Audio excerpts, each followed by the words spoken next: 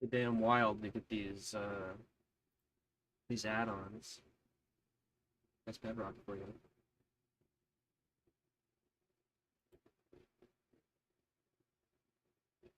The cross-platform is just so nice.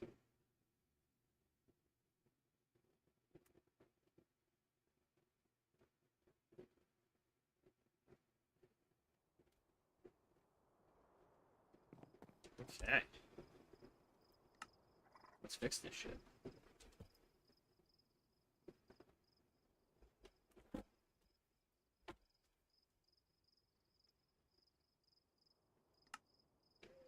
What do we got here?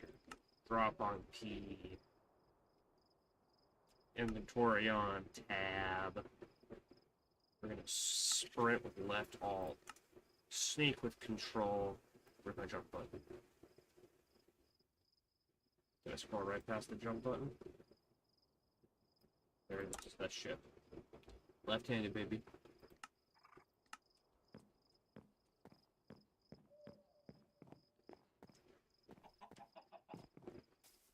And, GY skill?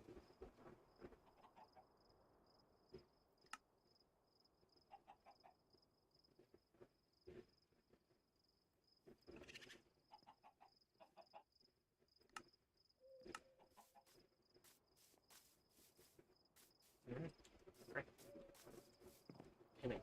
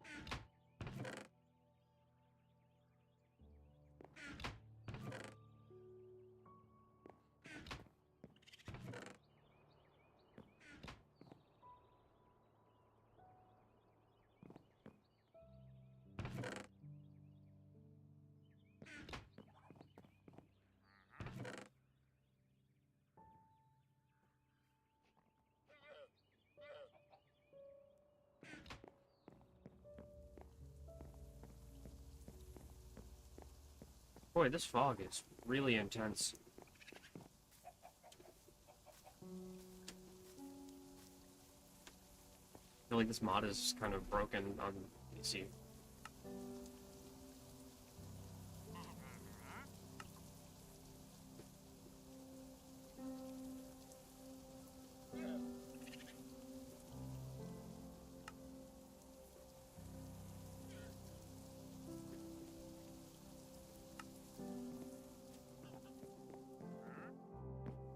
Yeah, this is...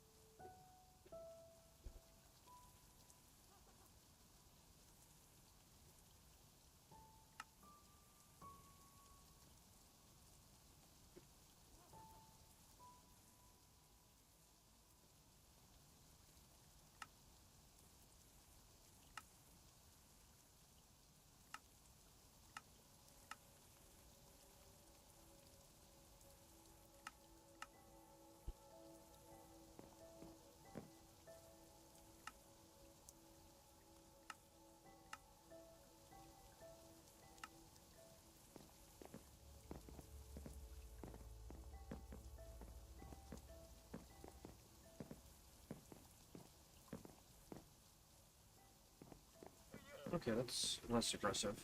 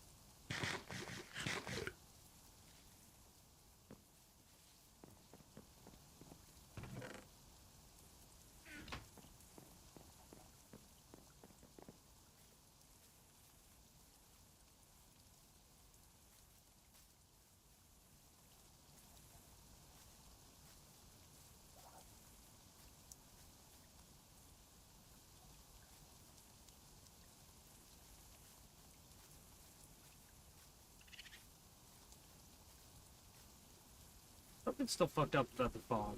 I'm gonna take another crack at that before I begin my adventure.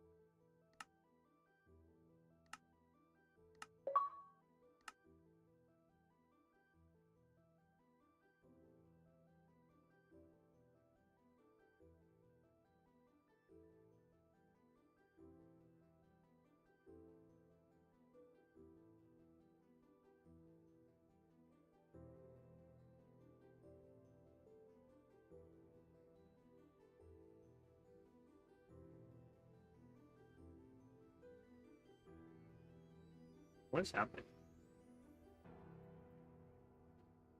Export? Is that the button I clicked? I guess so.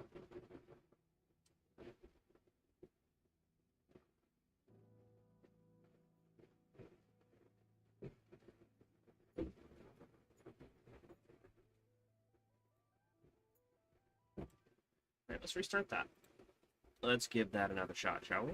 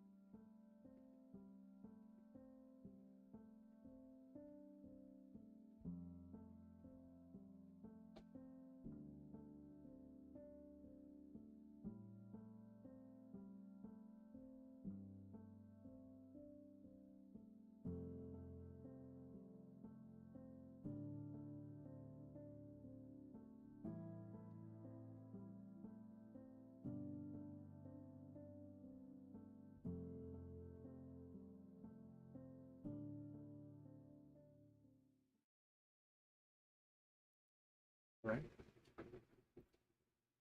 Another try.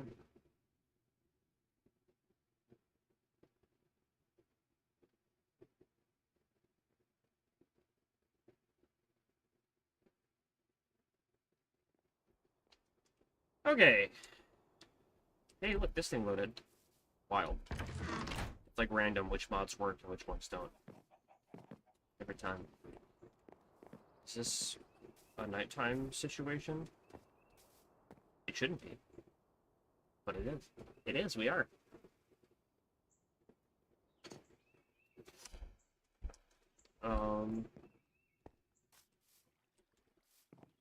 Boy, it's still doing the fancy with the shadows and stuff. What is this? We're like in the block. I don't know what that white square is. That's okay. Unimportant.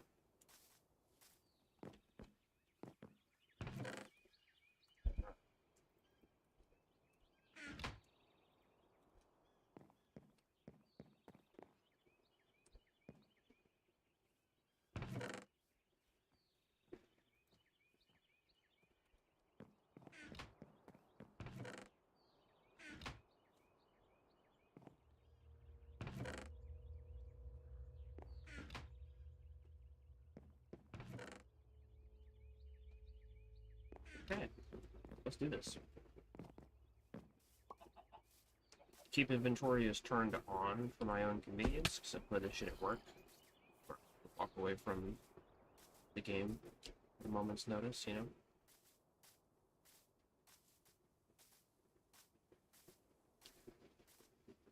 Boy, that is just there. What is this? What's happening?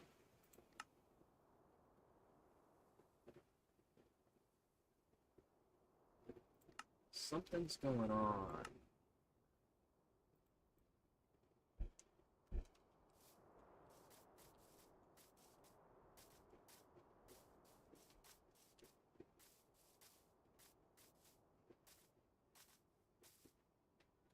I turned off realist. This is like vanilla, whatever this is.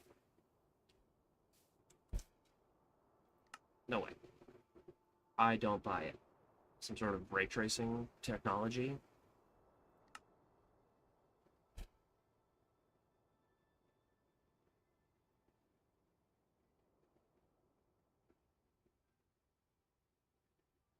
Uh,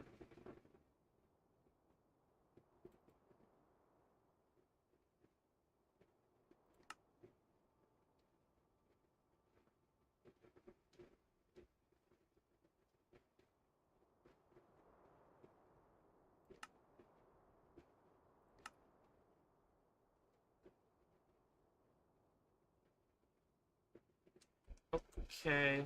We're gonna roll with it, I guess. But it's looking imperfect. Whatever this is, it's interesting, but I don't want it.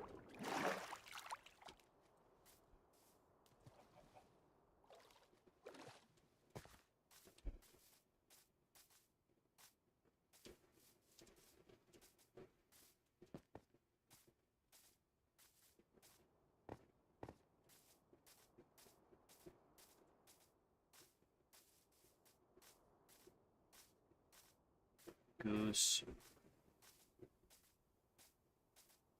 Hello.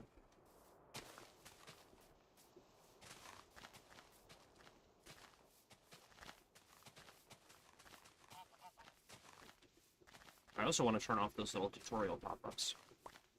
But I think I probably just have to wait for them all to play.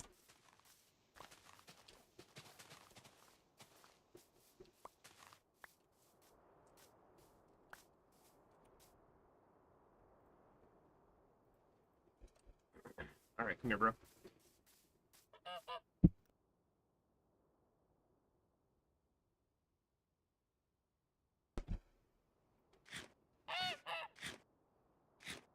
Third seed. Let's go, buddy.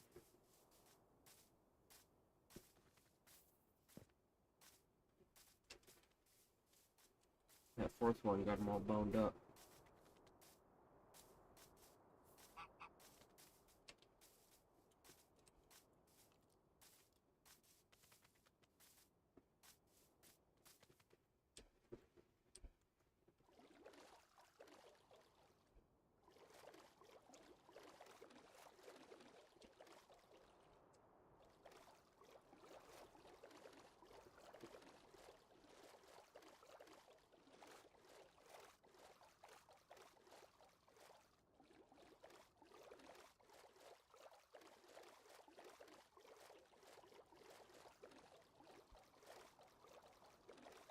Hi, Rishu, what's up?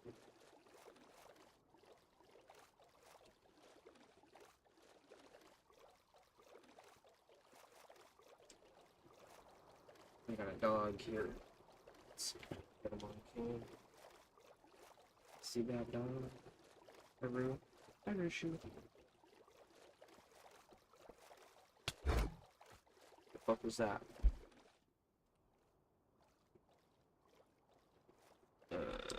Okay. That was scary.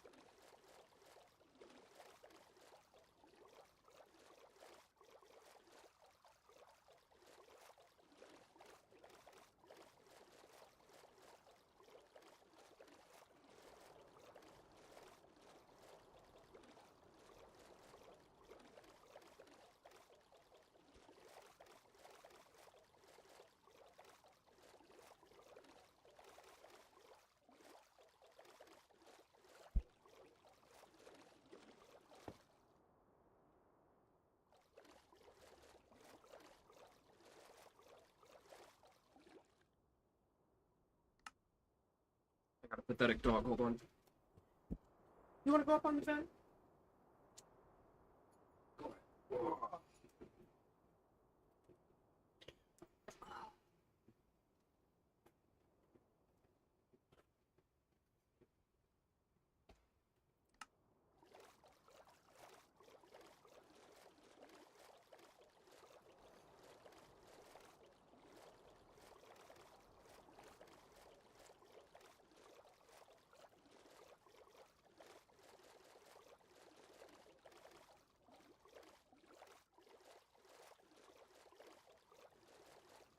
It's weird how much darkness stands out in this fog from so far away. Like, this cave just looked funny for so long.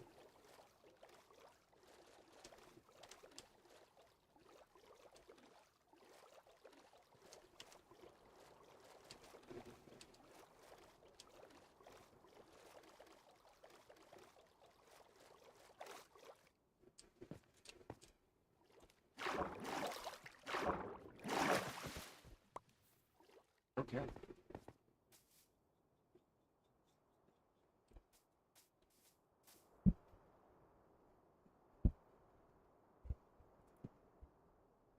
Yep.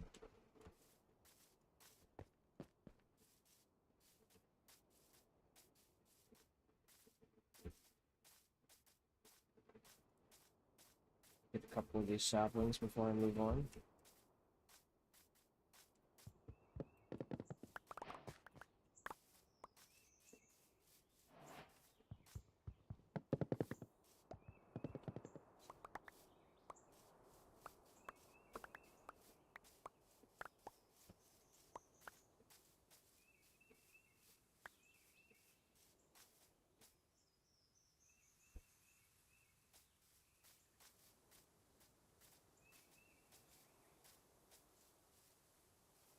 That's all kelp. That is all kelp. That's why the ocean looks furry. Because of the kelp that we can see without seeing the line across the water. Why can't I turn that off?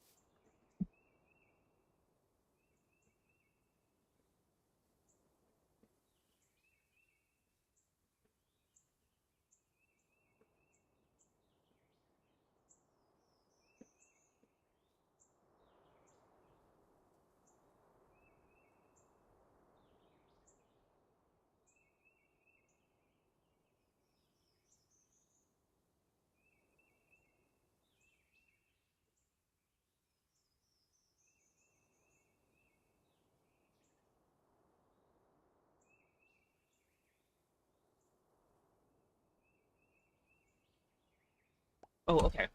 Here we go. I can disable it, but Microsoft made me have to go to the main menu first, according to Google.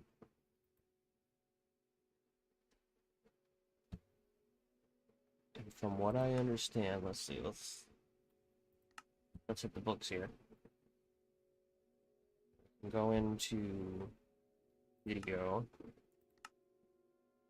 set it to fancy.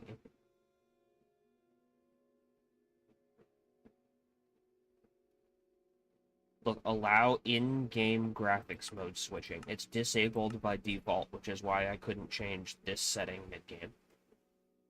For no reason. And then I'm gonna turn on the realistic biomes again, since that wasn't the one fucking up. Yeah.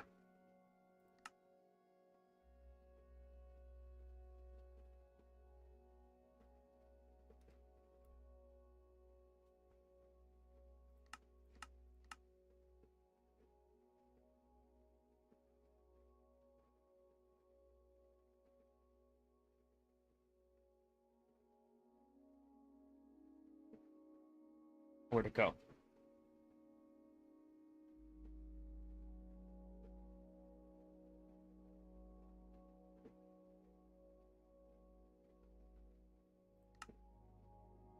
Here it is. It didn't get disabled when I tried to disable it.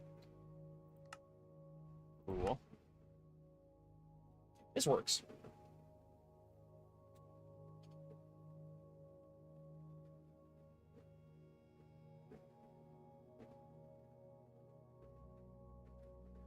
Load up all them mods again.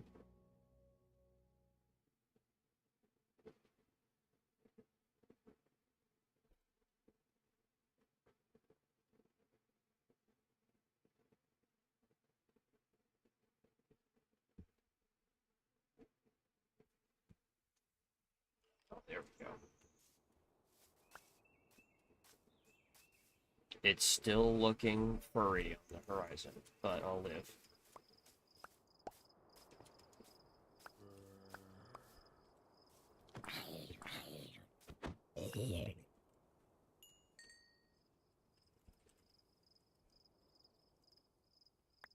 Daytime.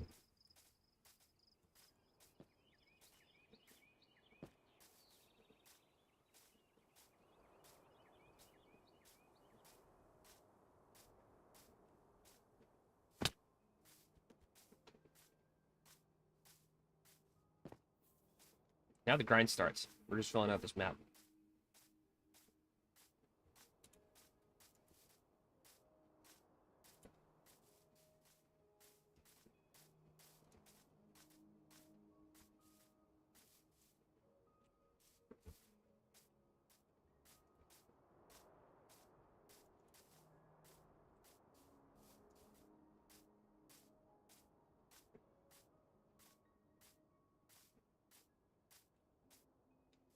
I wonder where my goose went.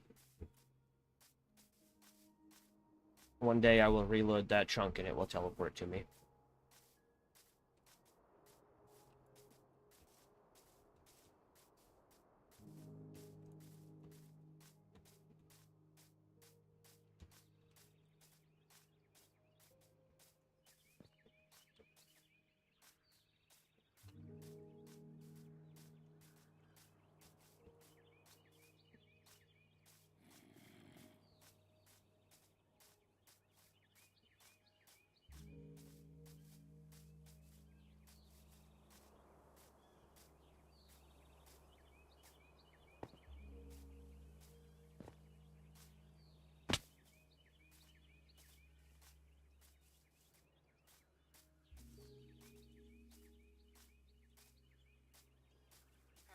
Oh my god, this is a really cute village already.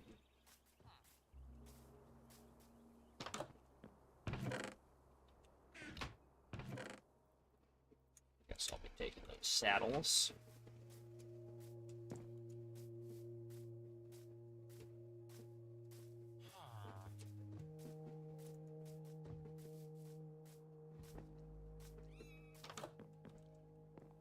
Wow, all of the cat noises. Oh my gosh.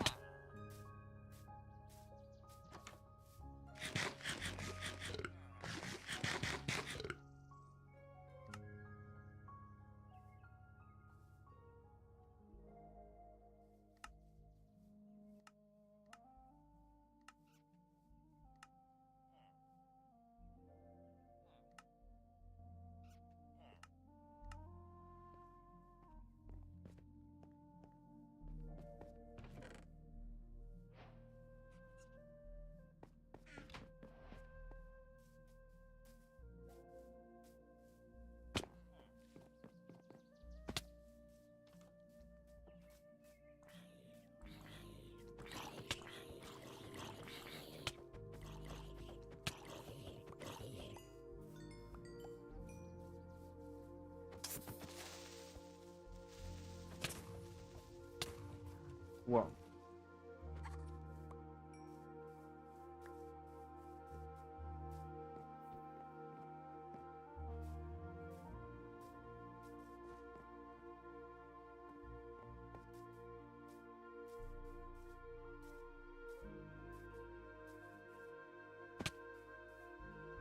Mm-hmm.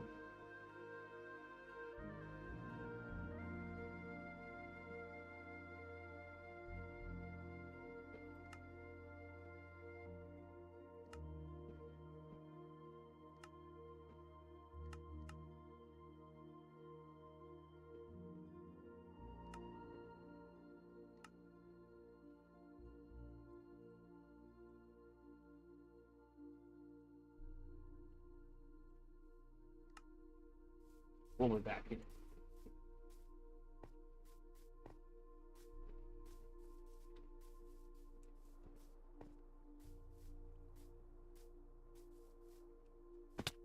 Oh yeah, we'll definitely be back here. What a place. What a place. Good job, Minecraft terrain generation. You've done it again.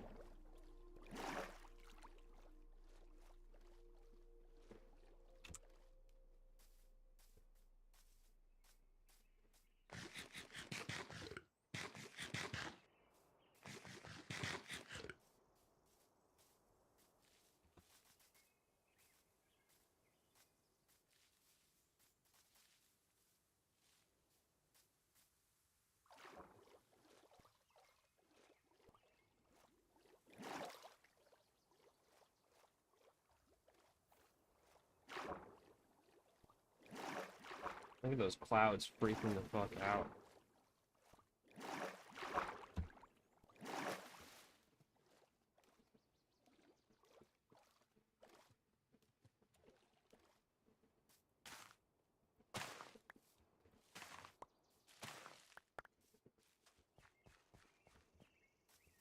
I'll definitely take some firefly bushes.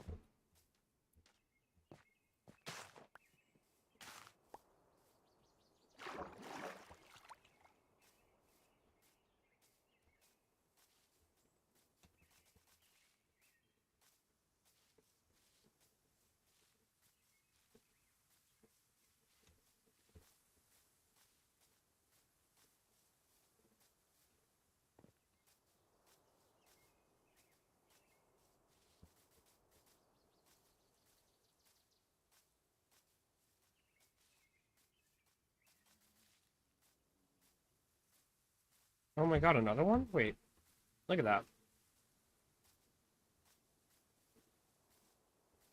I get there. Stay on target.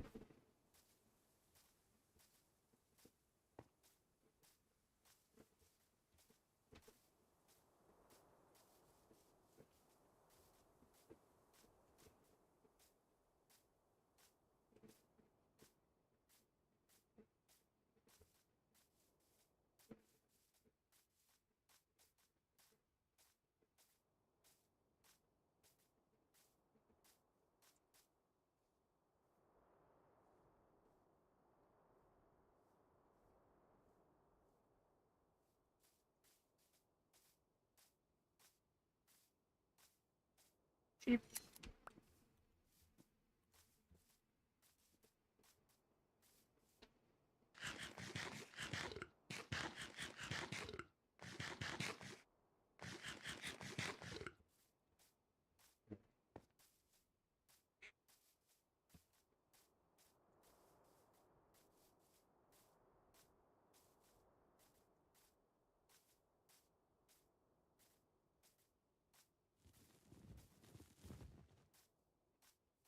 Oh my god, look at the moles.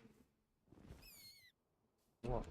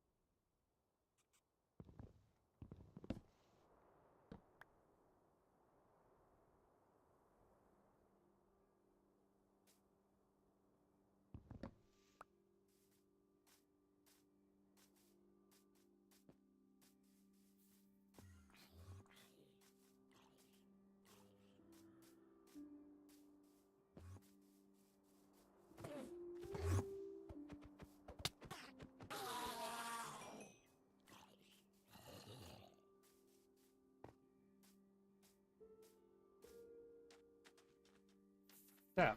Oh, it's a snake. Tame the snakes with spider eyes. I saw a spider, didn't I? Yeah, give me an eye. One eyeball, please.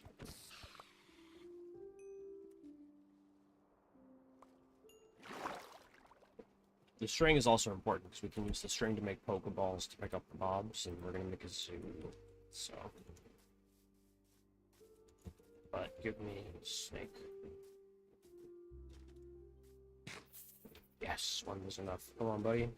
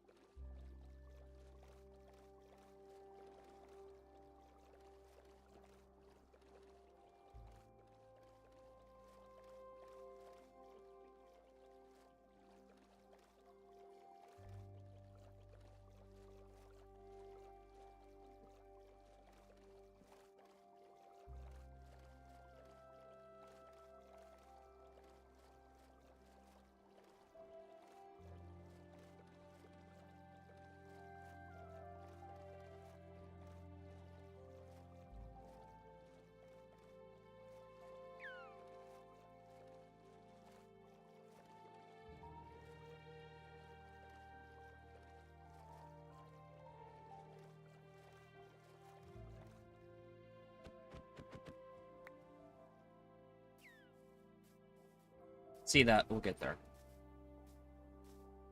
Taking this one strip at a time.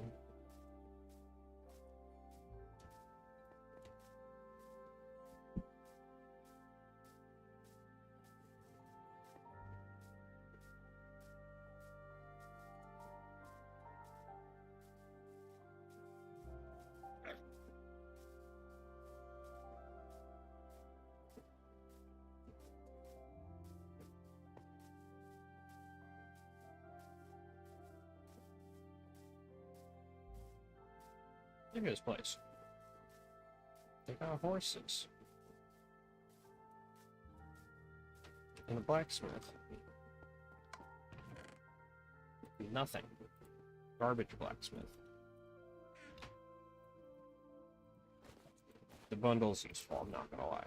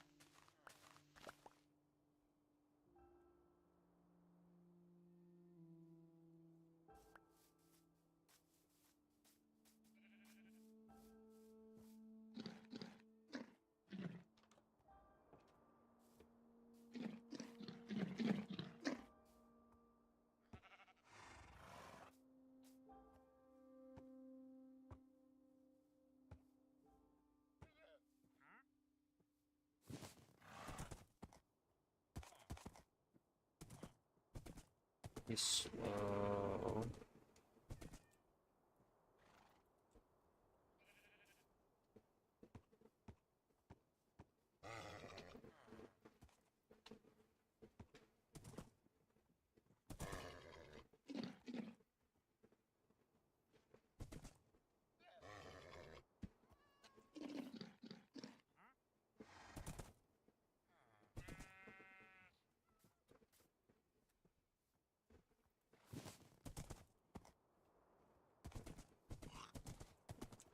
Okay. Horse.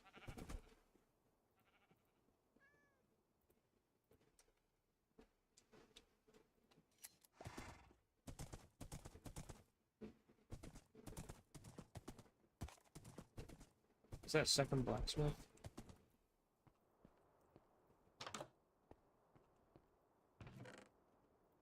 Obsidian.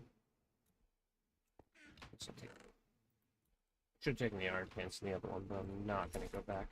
What? I straight up cut the saddle off of him? What do you mean?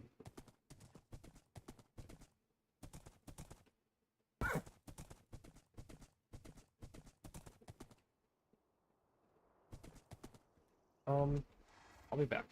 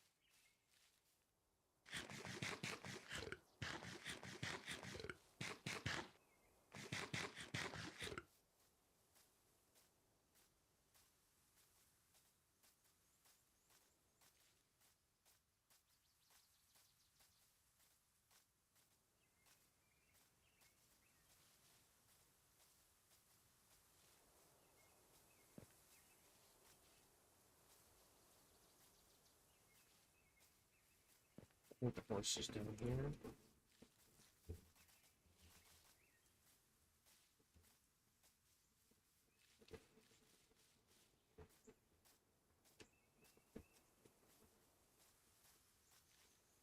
There he is. Hey, buddy.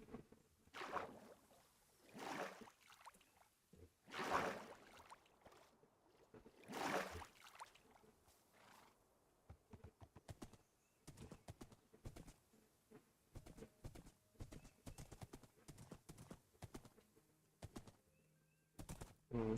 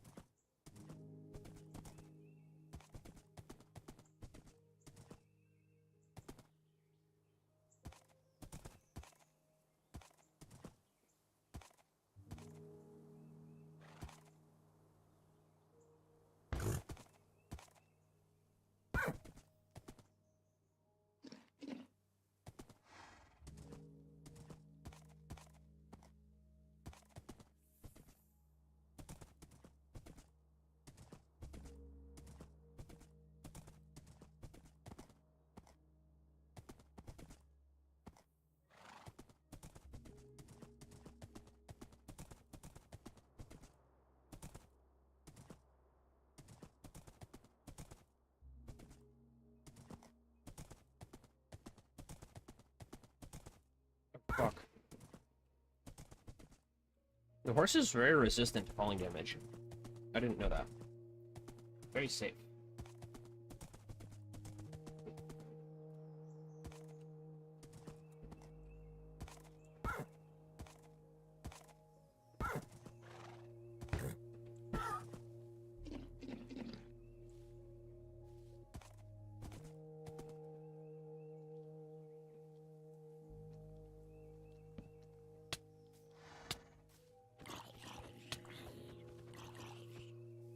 Okay, horse. What the fuck?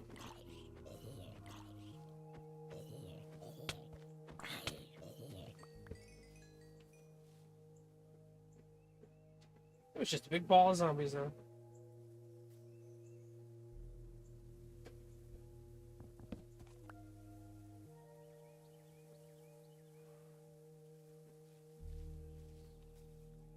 Um.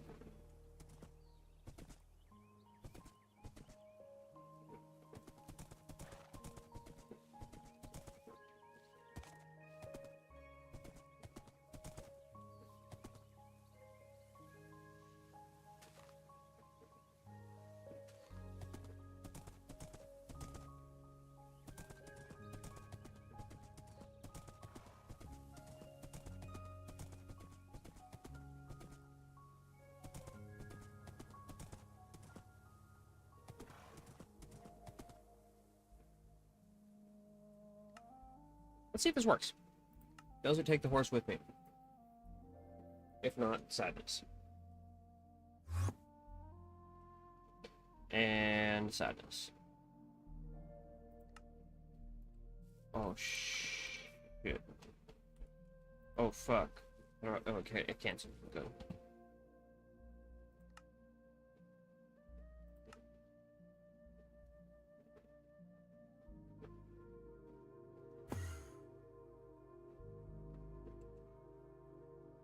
Alright, horse.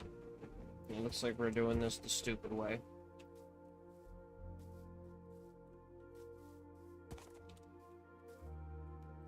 Get in the boat. Nope, in the boat. In the boat. Your only salvation.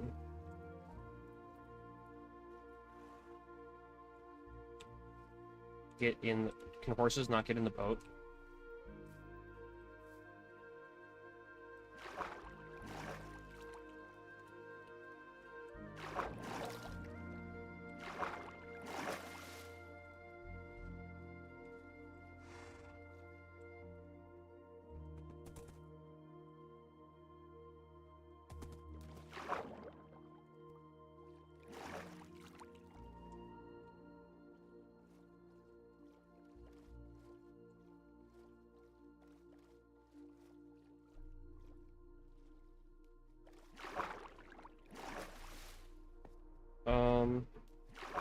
Okay, I guess I'll take my saddle back.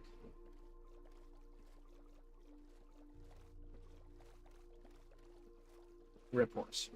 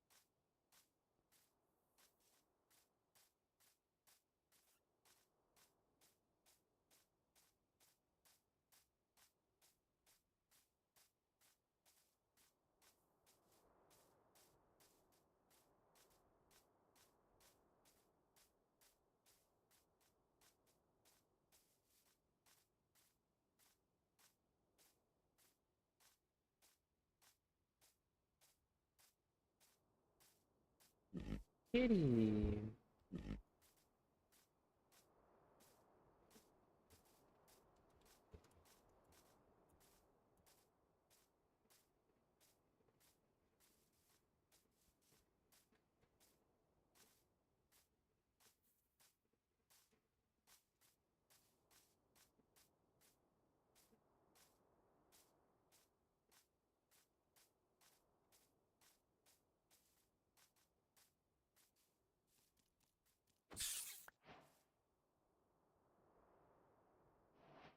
What? Bugwing.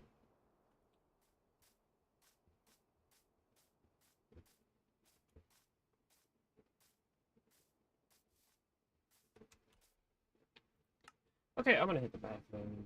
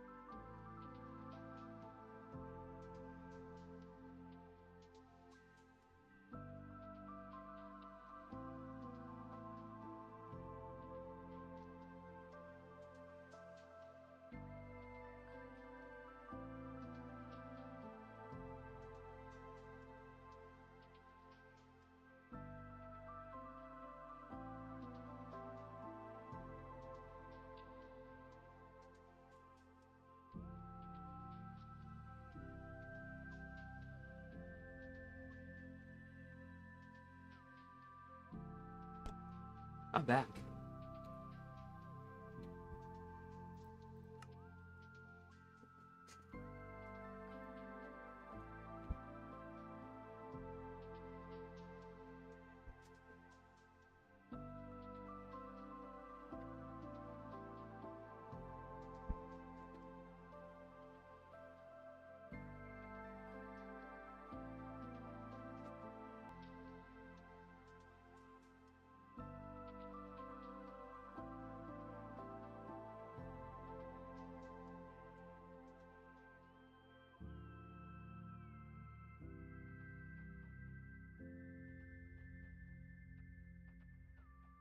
Going back to filling up that map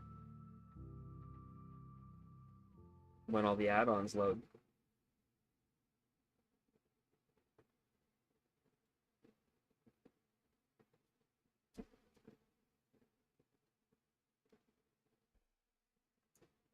Brought to you by Senses. Oh yeah, that text is on my screen, huh? Let's go to that. Bam. Perfect. All right. Where was we at?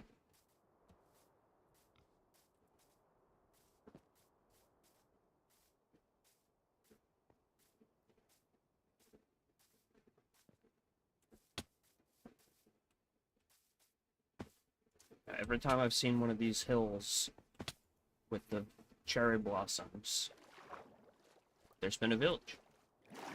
Like a cool village built into the side of a hill. So we're gonna take a peek.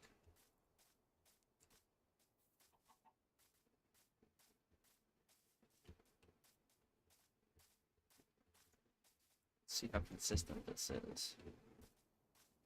Got a hole, kind of.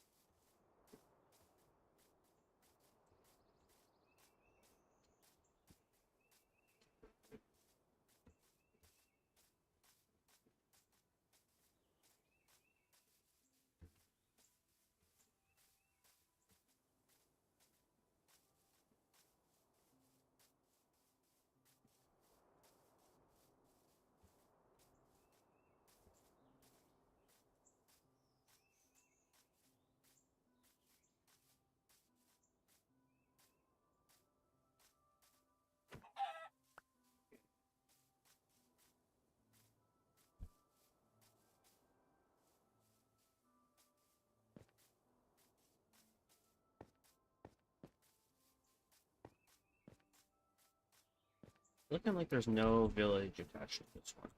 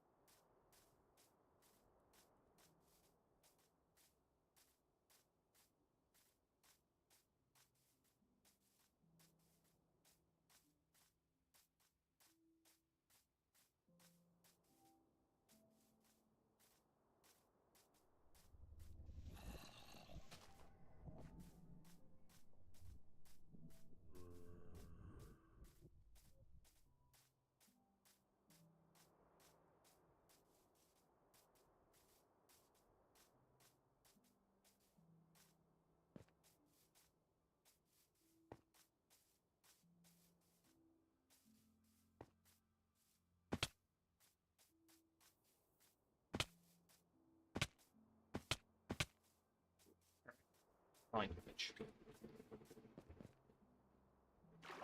That's what potatoes are for.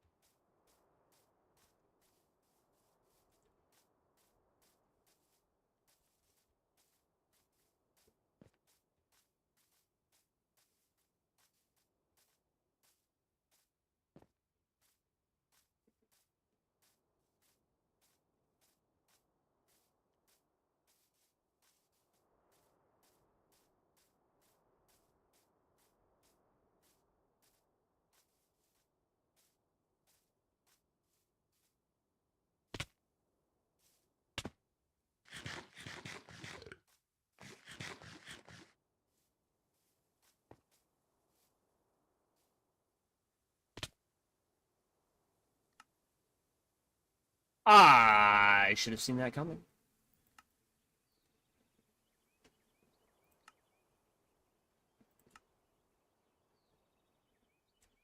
That's okay. We're playing with no repercussions.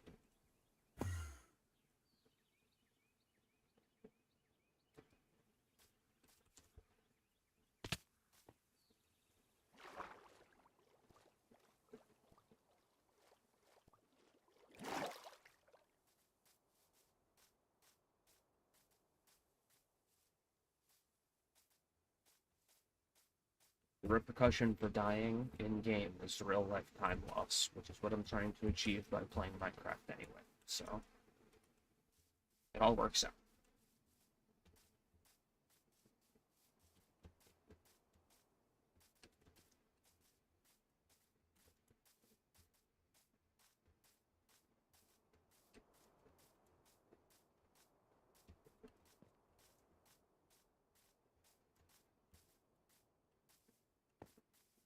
You know, I think we ought to bring back the blimp. It's time. When was the last time y'all saw a blimp?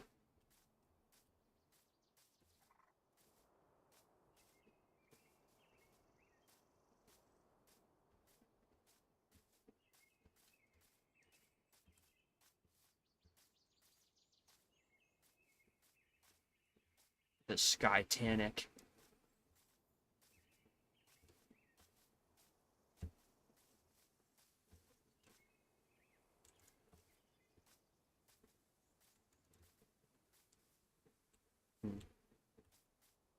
All fucking cliffs. Here we go.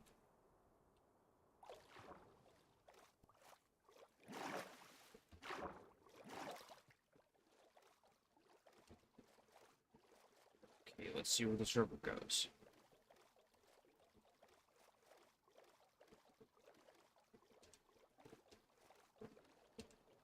Okay, that's pretty good. Moves around.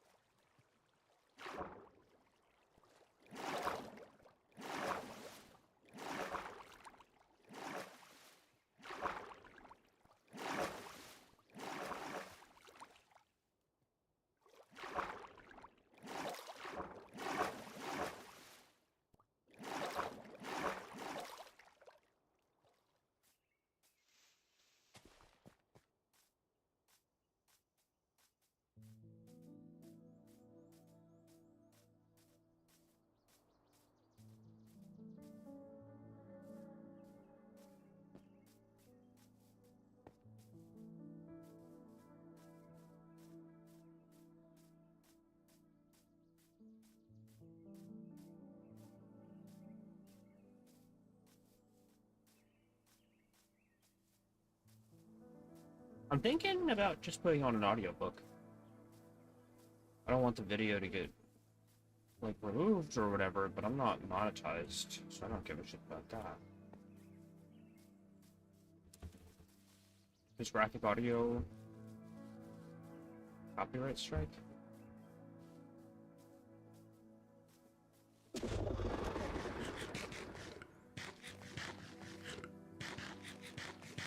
I think we're gonna find out today, here and now.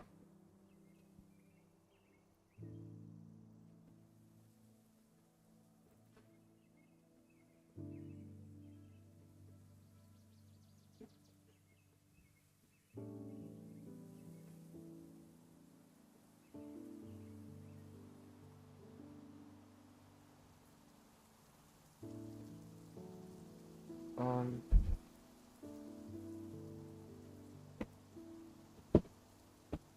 what is this attached to? Oh!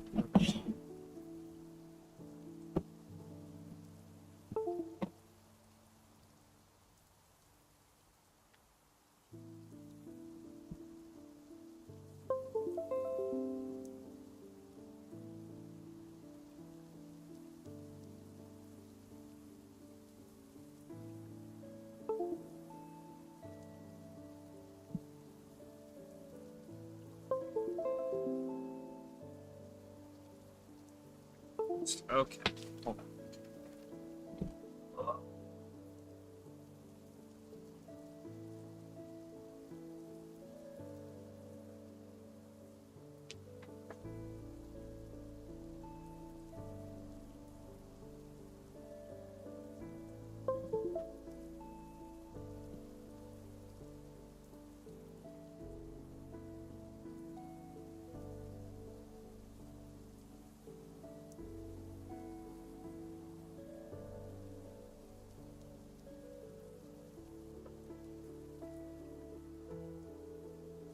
Right, files are moving. We're gonna be picking up Red Rising to Golden Sun, directly in the fucking middle of the book. For my own amusement.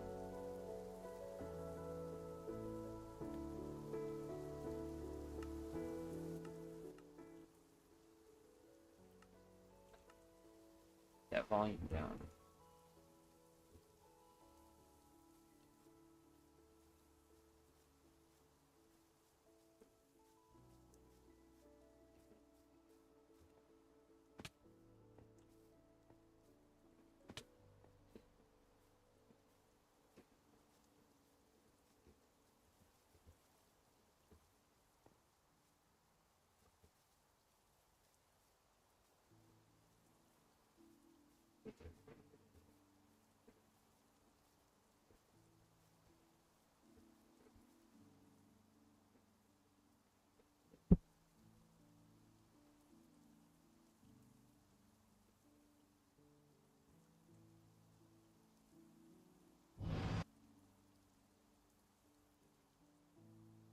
Um...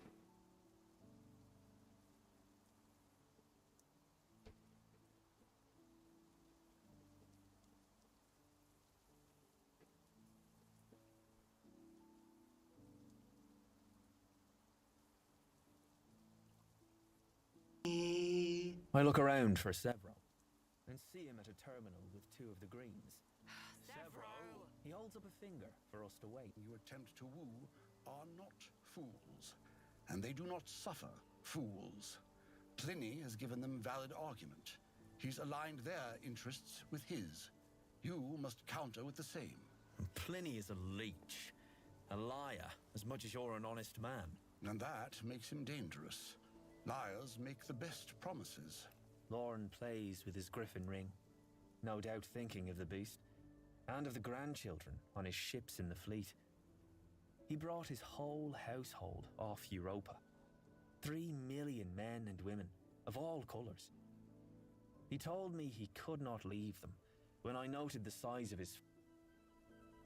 Okay. Lorne's scouts capture the camel vessel as it brings foodstuffs to Pliny's fleet, gathered around Hildas Station, a star-shaped hub of trade and communications on the fringes of the asteroid belts between the orbits of Mars and Jupiter.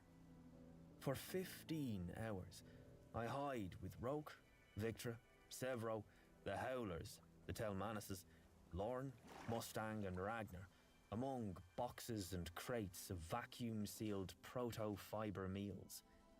Ragnar crushed the first box he sat on, sending meals scattering everywhere, before he left the humid cargo bay for the Sub-Zero freezer unit.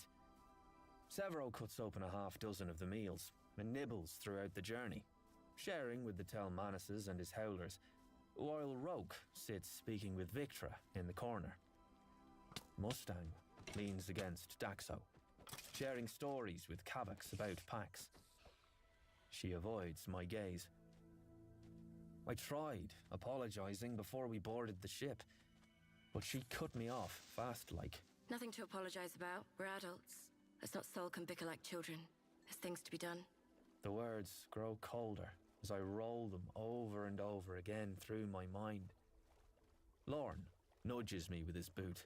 Try to be less obvious, boy. You're staring. It's complicated. Love and war. Same coin, different sides. I'm too wrinkled for either. Maybe war will breathe some life into your old bones. Well, I tried love last month. He leans close. Didn't work like it used to. Too honest, Lorne. I can't help but laugh. He grunts and adjusts himself on the boxes, groaning audibly as something pops in his back. So that's the reason for all this. Helping poor old man Lorne get his fix of war. His anger is not yet dissipated, nor do I expect it to. Let me return the favor to you. The key today will be tact. The praetors, legates, and bannermen you attempt to woo are not fools, and they do not suffer fools. Pliny has given them valid argument. He's aligned their interests with his. You must counter with the same. Pliny is a leech, a liar, as much as you're an honest man. And that makes him dangerous. Liars make the best promises. Lorne plays with his griffin ring, no doubt thinking of the beast, and of the grandchildren on his ships in the fleet. He brought his whole household off Europa. 3 million men and women, of all colours. He told me he could not leave them when I noted the size of his fleet as we left that water moon. Says Octavia would come and burn the home while we're away. So they left their floating cities and set to the stars. The civilians will separate from my fleet soon, hiding in the infinite black space between the planets. His 3 surviving daughters-in-law will guide them. And Pliny has the power of the sovereign behind him. It will be difficult to dissuade them. Speaking of the sovereign, I noticed that you have something of hers. The Pax? No, smaller. Though not much smaller. The Stained that was here. Ragnar? If that's its name. His name. He was meant to be a gift to the Julii for betraying Augustus. Saw it in the Citadel's arena once. Scary as some of the creatures that hide in Europa's seas. He might be an obsidian, but he's still a man. Biologically, maybe. But he's bred for one thing. Don't forget that. You treat your own servants kindly. I expect you to treat mine the same. I treat people kindly. Pinks, browns, reds are people. Your Ragnar is a weapon. He chose me. Tools don't choose. Have it your way, but know the consequences. Pfft, what do I know? Say what you want to say.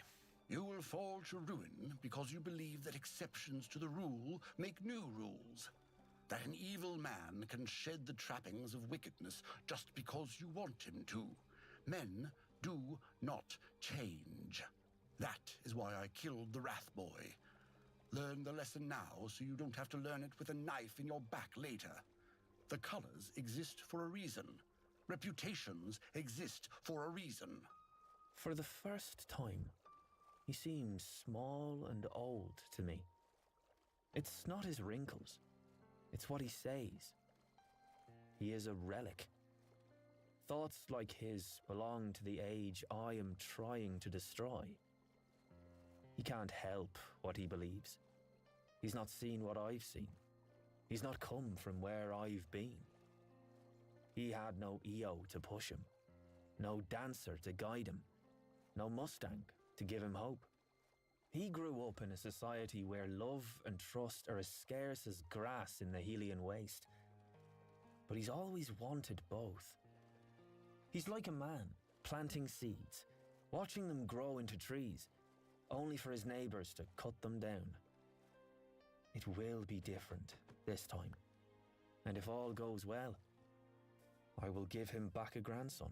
You taught me once, Lorne. I'm a better man for it. But now it's my turn to teach you.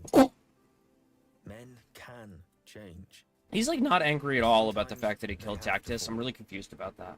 Sometimes they have to leap. Like, hey bro, how about you don't stab my friends that I'm trying to recruit? Before you die, you'll realize it was a mistake to kill Tactus. Because you never gave him the chance to believe he was a good man.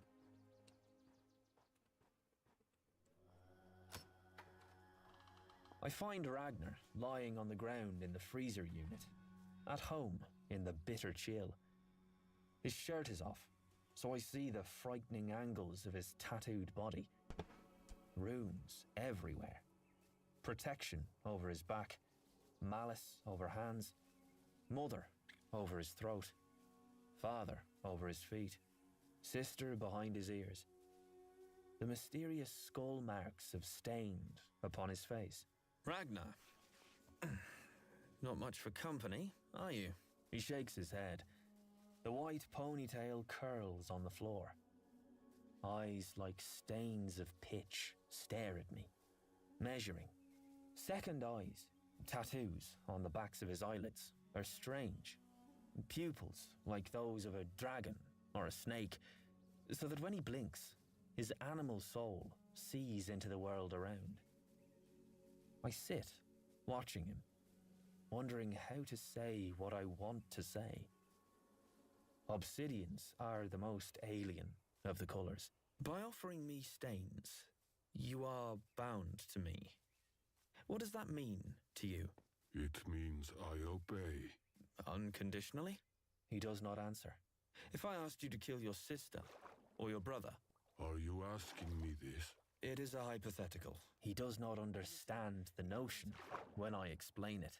Why plan? You plan. You decide. I do or I do not. There is no plan. He considers his next words carefully. Mortals who plan die 1,000 times. We who obey die but once. What is it you want? He doesn't stir. I'm speaking to you, Stained. Want. What is want? The derision in his voice comes from a deeper place than our godless realm. He's alien here, because we grow his kind in worlds of ice and monsters and ancient gods. We get what we pay for. You name it so you think I know it. Want. Don't play games with me, and I won't play them with you, Ragnar. Must I repeat myself? Gold plans. Gold wants. Wanting is your heartbeat. We of the All-Mother do not want. We obey. On your knees. He says nothing. You once wore shackles, Ragnar. Now the shackles don't weigh you down. So, what do you want? He doesn't respond. Is it petulance? Surely you want something. You struck off the shackles of others and seek to bind me with the shackles like your own. Your wants, your dreams. I do not want. I do not dream. I am stained, destined by All-Mother Death to deliver her promise. His face shows me nothing, but I feel petulance in the man. Did you not know? I examine him warily. You make yourself look dumber than you really are. Good. He sits up swiftly, before I even have time to move back. Bloody damn, he's fast. He takes out a knife and very quickly cuts his palm. When I offered stains, I bound myself to you forever, till nothing. I know this Yes. is their way. And I know what horrors he went through to gain the title of Stained. He is not a man of half oaths or half measures. To be an Obsidian is to know misery. To be a Stained is to be misery. And it is to angle themselves one way in life. To serve their golden gods, like myself, if they are so lucky. We take their strong. We leave their weak. We send violets with tech to make lightning shows on hillsides. We sow famine, then descend with food. We Crazy. send plagues, then bless them with yellows to heal their sick and cure their blind. We have carvers seed monsters in their oceans, and griffins and dragons in their mountains. And when we are displeased, we destroy their cities with bombardments from orbit. We make ourselves their gods. And then we bring them into our world to serve our greedy aims. We want, they obey. How could Ragnar ever be what I need him to be? What if I wanted you to be free? He flinches back, eyes expressing a deep fear. Freedom drowns. Then learn to swim. I set a hand on his massive shoulder. Muscles like rocks beneath the skin. One brother to the other. We are not brothers, Sunborn. You are master. Do you not understand? I obey. You command. I tell him he chose me for his master. I did not take him, as he thinks. And it was he, not I, who commanded the assault team that took Kellen Aubelona's ship. He did that. There was no gold to guide him. No gold to make him a leader. But that alone is not enough. What would Io say to him? What would Dancer say? Our color is the same. He doesn't understand. So, I cut my finger. Red blood comes out, and I smear this on the black sigils that mark his color on his hands. Then, I take his blood and smear it over the gold on the back of my hands. Brothers. All water, all flesh. All made from and bound for the dirt. I do not understand. Voice, fearful. He actually scoots back and away from me, till I have him cornered, like a little child. We are not the same.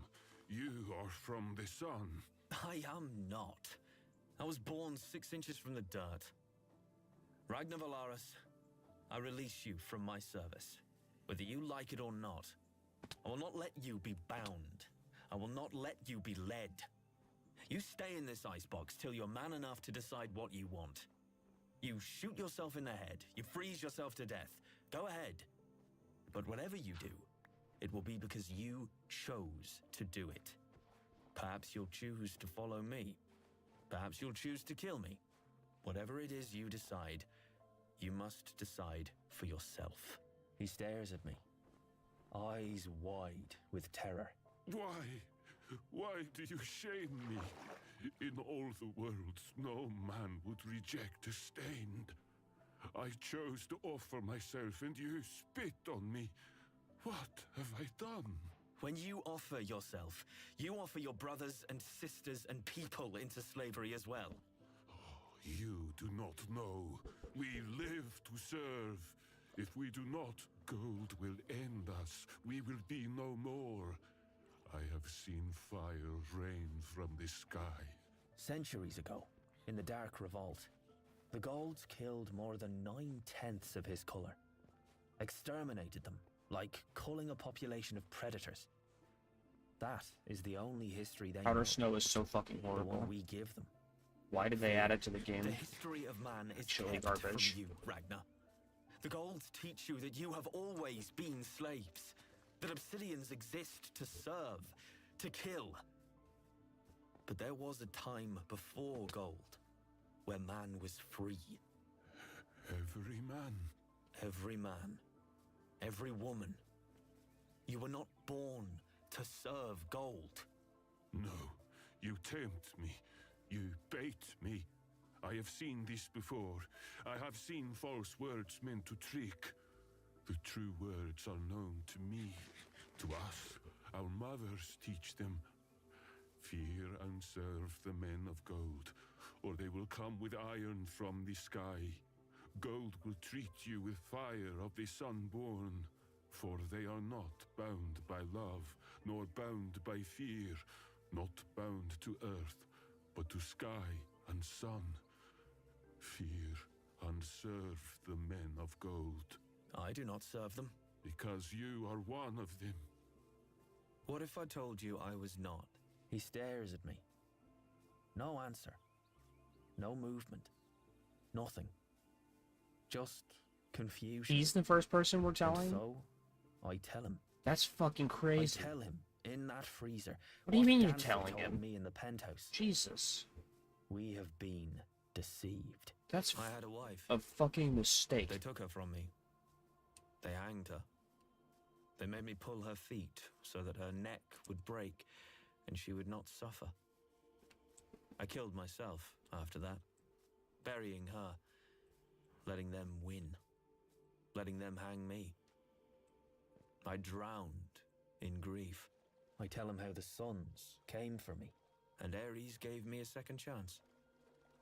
The same chance you now have to rise. For 700 years, we have been enslaved, Ragnar. Your people, my people. We have languished in darkness. But there will come a day when we walk in the light.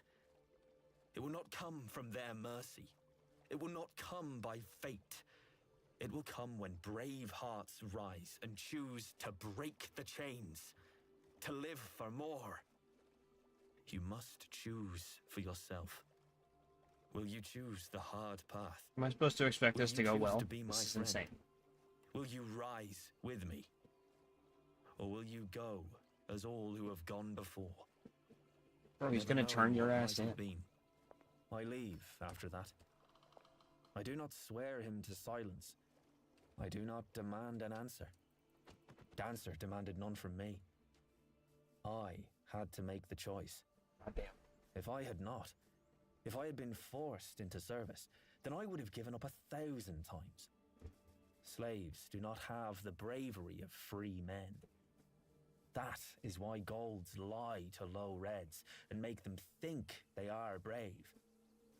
That is why they lie to obsidians and make them think it is an honor to serve gods. Easier than the truth. Yet it takes only one truth to bring a kingdom of lies crashing down. Ragnar must join me. Because red alone will not be enough. Oh, it's easier. Perfect. Our disguise in the camel ship holds as we approach the fleet around Hildas station, aiming for what was once Augustus's flagship, now Pliny's, Invictus. Ripwings fly silently past us, requesting clearance codes. Our pilot sends the codes, and we are escorted to join a procession of supply ships that funnel into the Invictus's hangar, like caravan traders lining up outside the grand gates of some desert citadel. Guns track us as we taxi. We land with a thud. The pilot pops open the aft bay doors, and I and mine hop from the ship down to the hangar's floor. Instead of greeting brown haulers, like she might have expected, the orange docker looks up from her datapad to see a war party in full armoured panoply, armed to the teeth. Without hesitation, she sits down, wanting no part of this. Severo laughs and pats her on the head. Wiser than gold. A circus of ships fills the bay. Lights glow down from the high ceiling. Oranges and reds scuttle about. Welding torches sizzle against hulls. Men and women shout at one another. My fellows follow me, walking through the hangar toward the lifts where we can access the rest of the ship.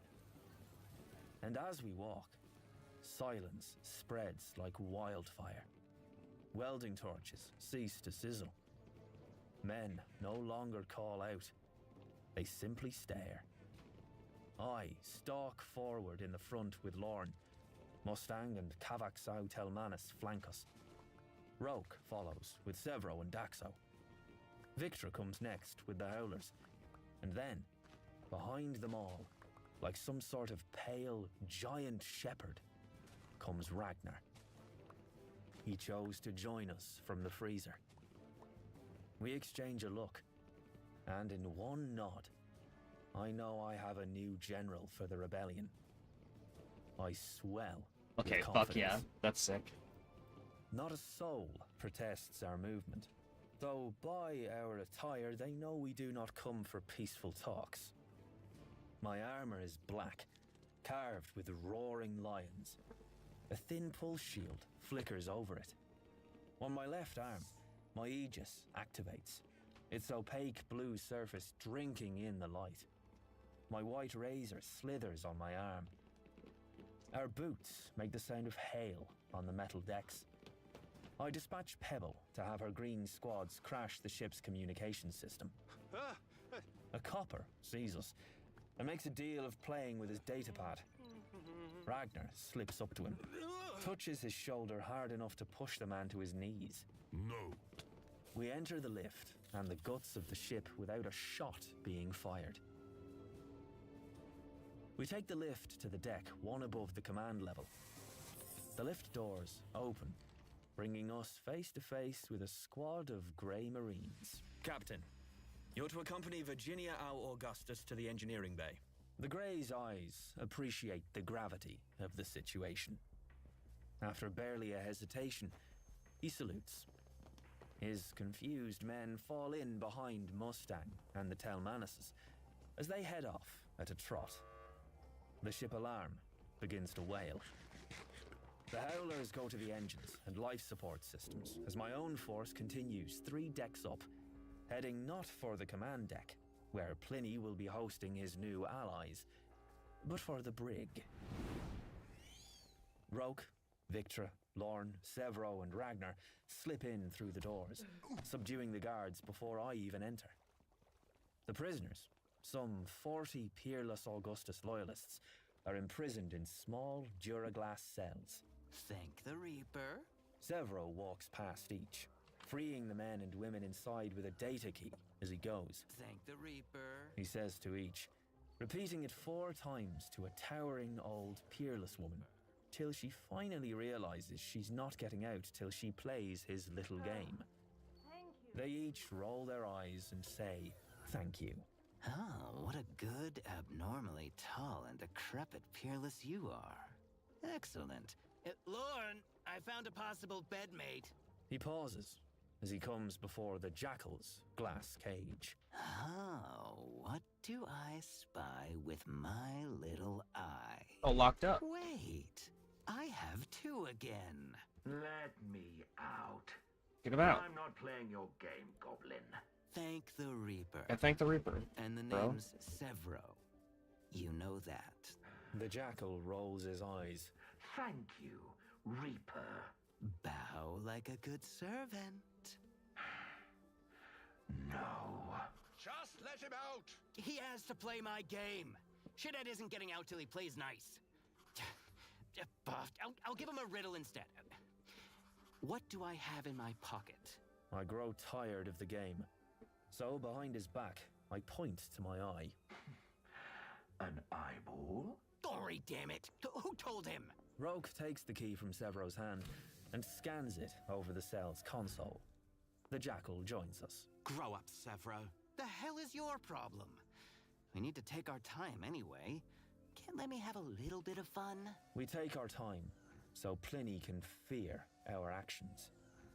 He must suspect the loyalty of most of the crew, but no doubt he has a contingent of bought and paid for soldiers on board. Mercenaries, most likely. He'll hide behind them like a shield. Where's your father? I don't know. I don't believe he's on the ship.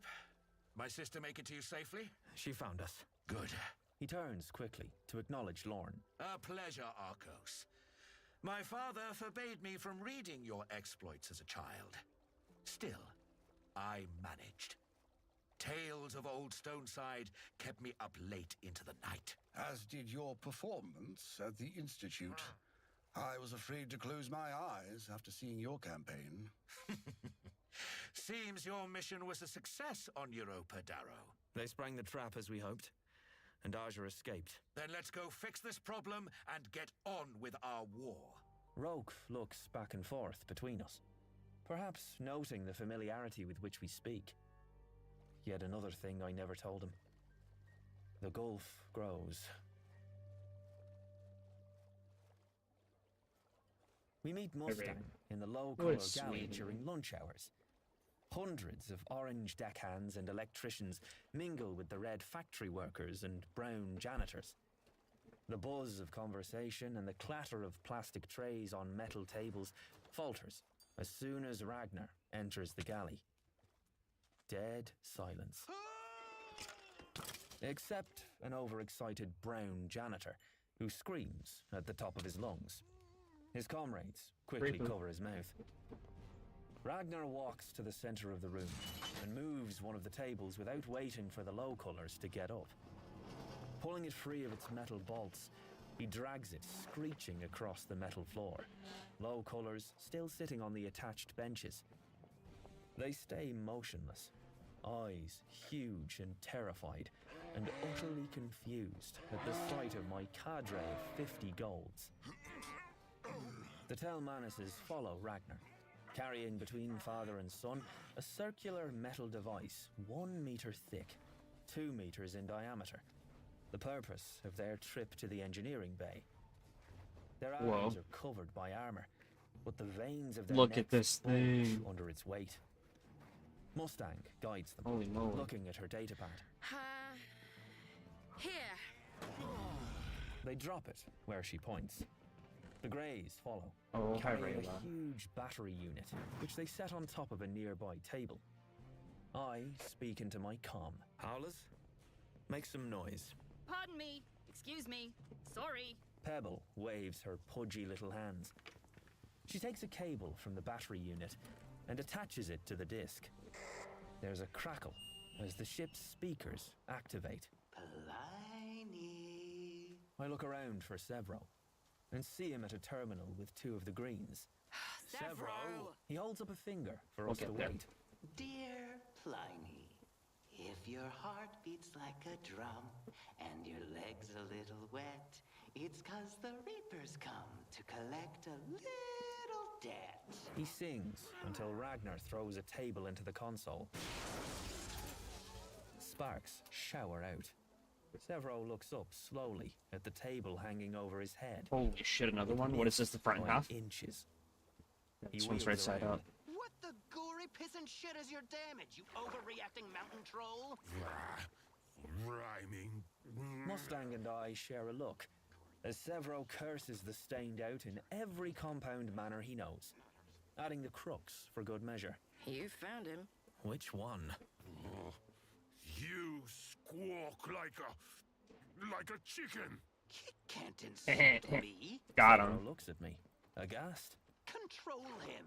I wash my hands of it. If I may suggest continuing. Right. Serious faces, everyone. Helmets slide from armor to cover our skulls.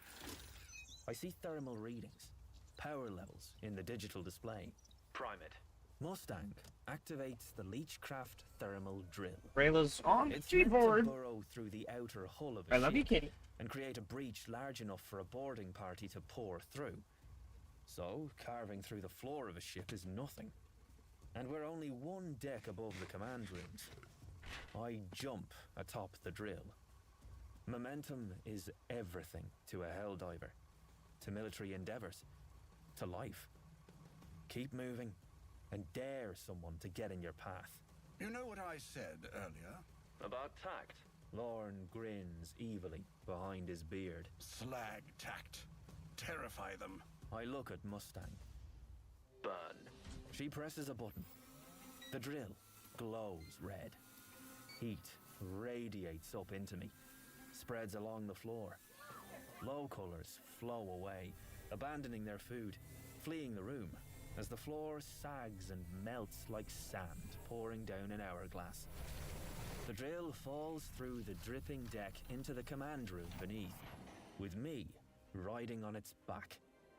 A helldiver again. Oh yeah. If only for a moment.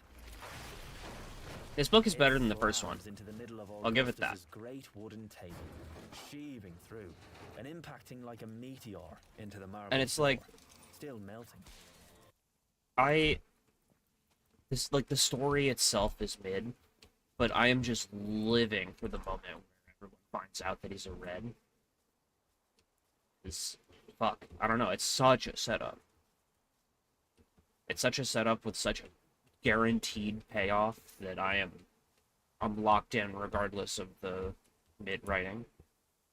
I cut the power cable with my razor and rise amid the smoke and steam and leaping flames as the table catches fire. 100 golds of the society stare up at me.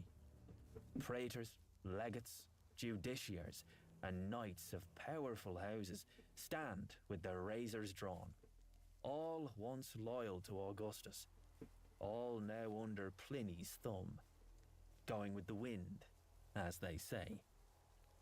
And there he is, at the head of the long table, his face fast paling. Pliny? Beautiful, clever Pliny. Put a razor in this guy's eye. One eye left, the other sporting a temporary bionic replacement.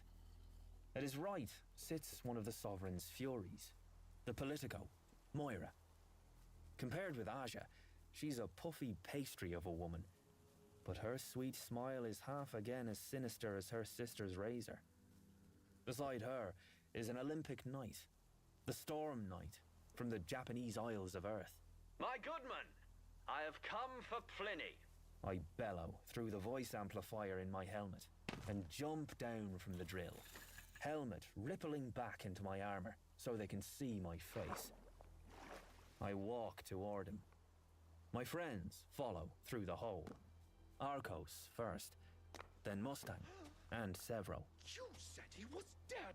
Someone to my left snarls, razor half pulled.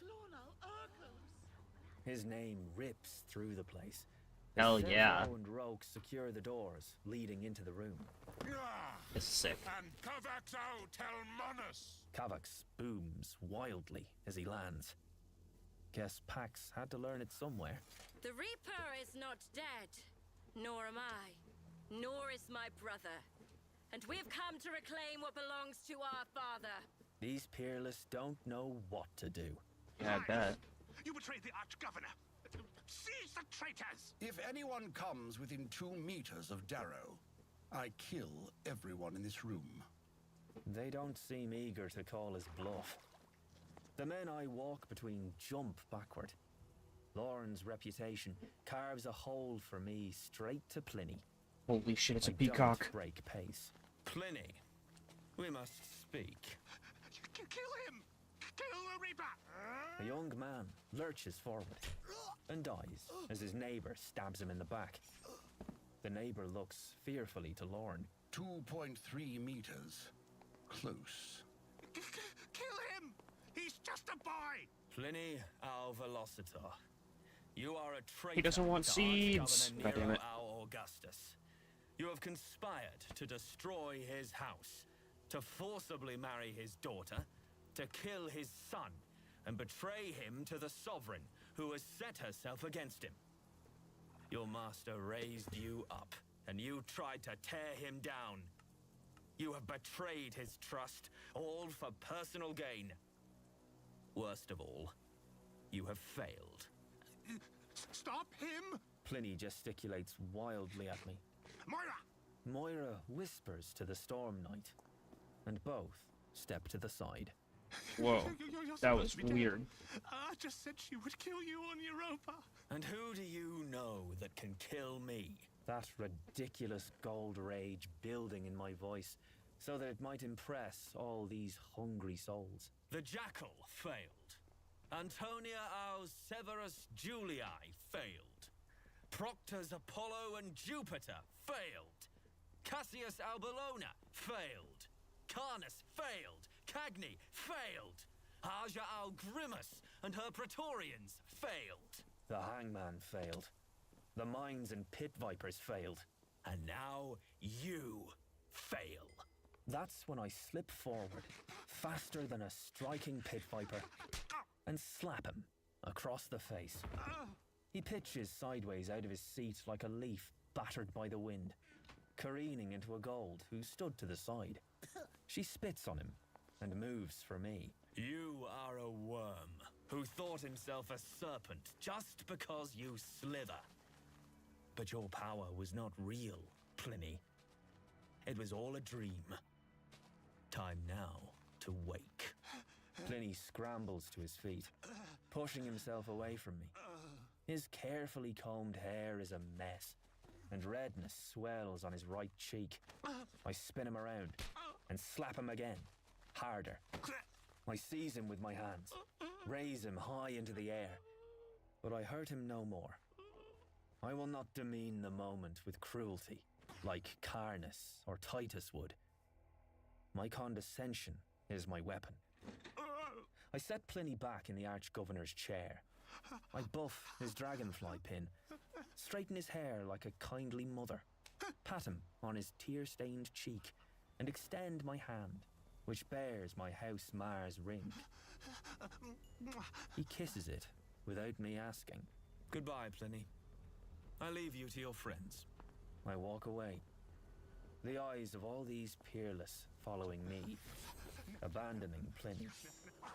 I hear a slurping sound, and do not turn, because I know what razors sound like when they kill.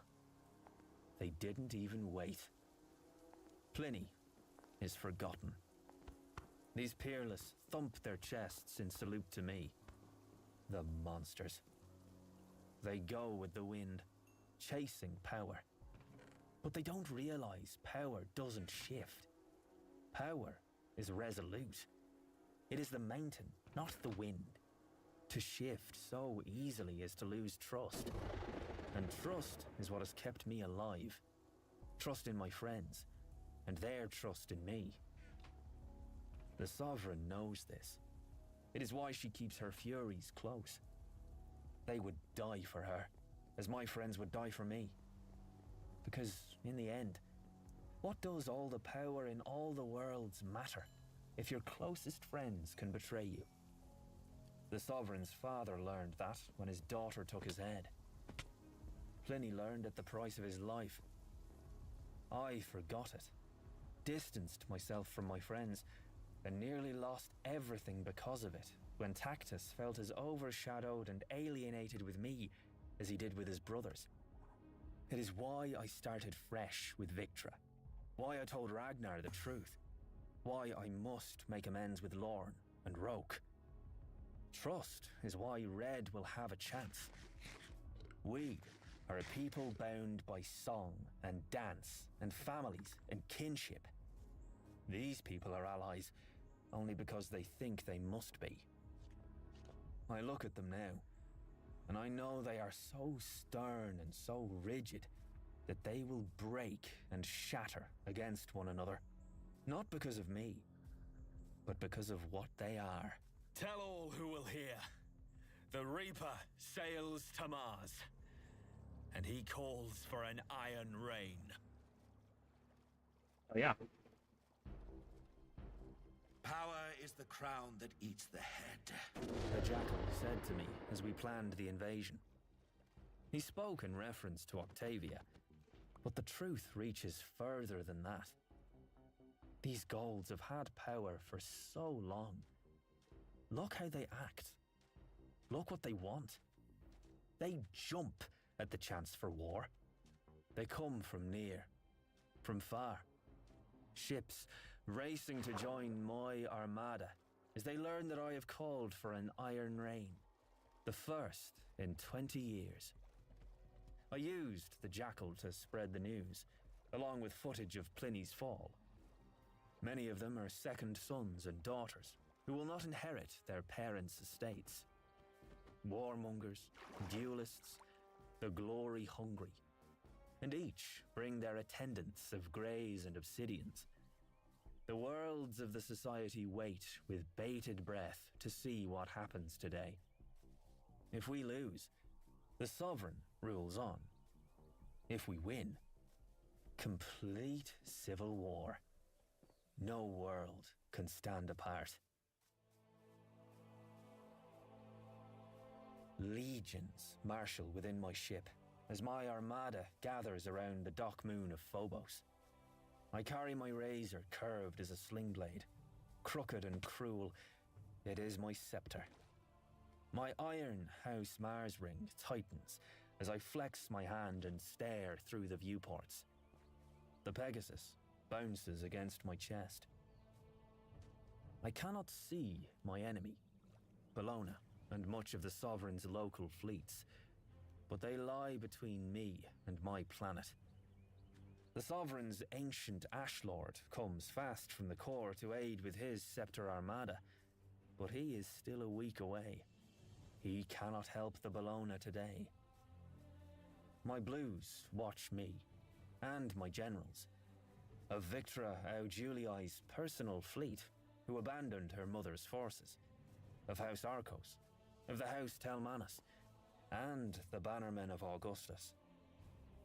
Mars is green and blue, and pocked with shielded cities. White caps mark her poles. Blue oceans stretch along her equator. Fields of grass, along with thick forests, coat her surface. Clouds swirl about her, a cotton shift to hide her sparkling shielded cities. And there are guns. Great stations in the deserts, around the cities, where ship-killing railguns point to the sky. My thoughts dip below the surface of the planet. I wonder what my mother is doing now. Is she making breakfast? Do they know what comes? Will they even feel it when we do? My fingers don't tremble, even on the brink of battle. My breath is even. I was born to a family of helldivers. I was born to a bloodline of dust and toil, born to serve the golds. I was born to this velocity. Yet, I am terrified. Mickey carved me to be a god of war. But why do I feel like such a boy, standing in silly armor? Why do I want to be 5 years old again, before my father died, sharing the bed with Kieran, listening to him talk in his sleep? I turn to the sea of gold faces. This race. What a beautiful monster. They carry all of humanity's strengths, except one: empathy. They can change. I know that. Perhaps not now. Perhaps not in 4 generations. But it begins today. The end of their golden age. Shatter the Bellona. Weaken gold. Drive the civil war to Lunar itself and destroy the Sovereign. Then Ares will rise. I don't want to be here. I want to be home. With her.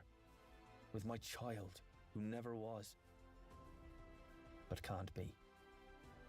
I feel the tide inside me go out, bearing old wounds.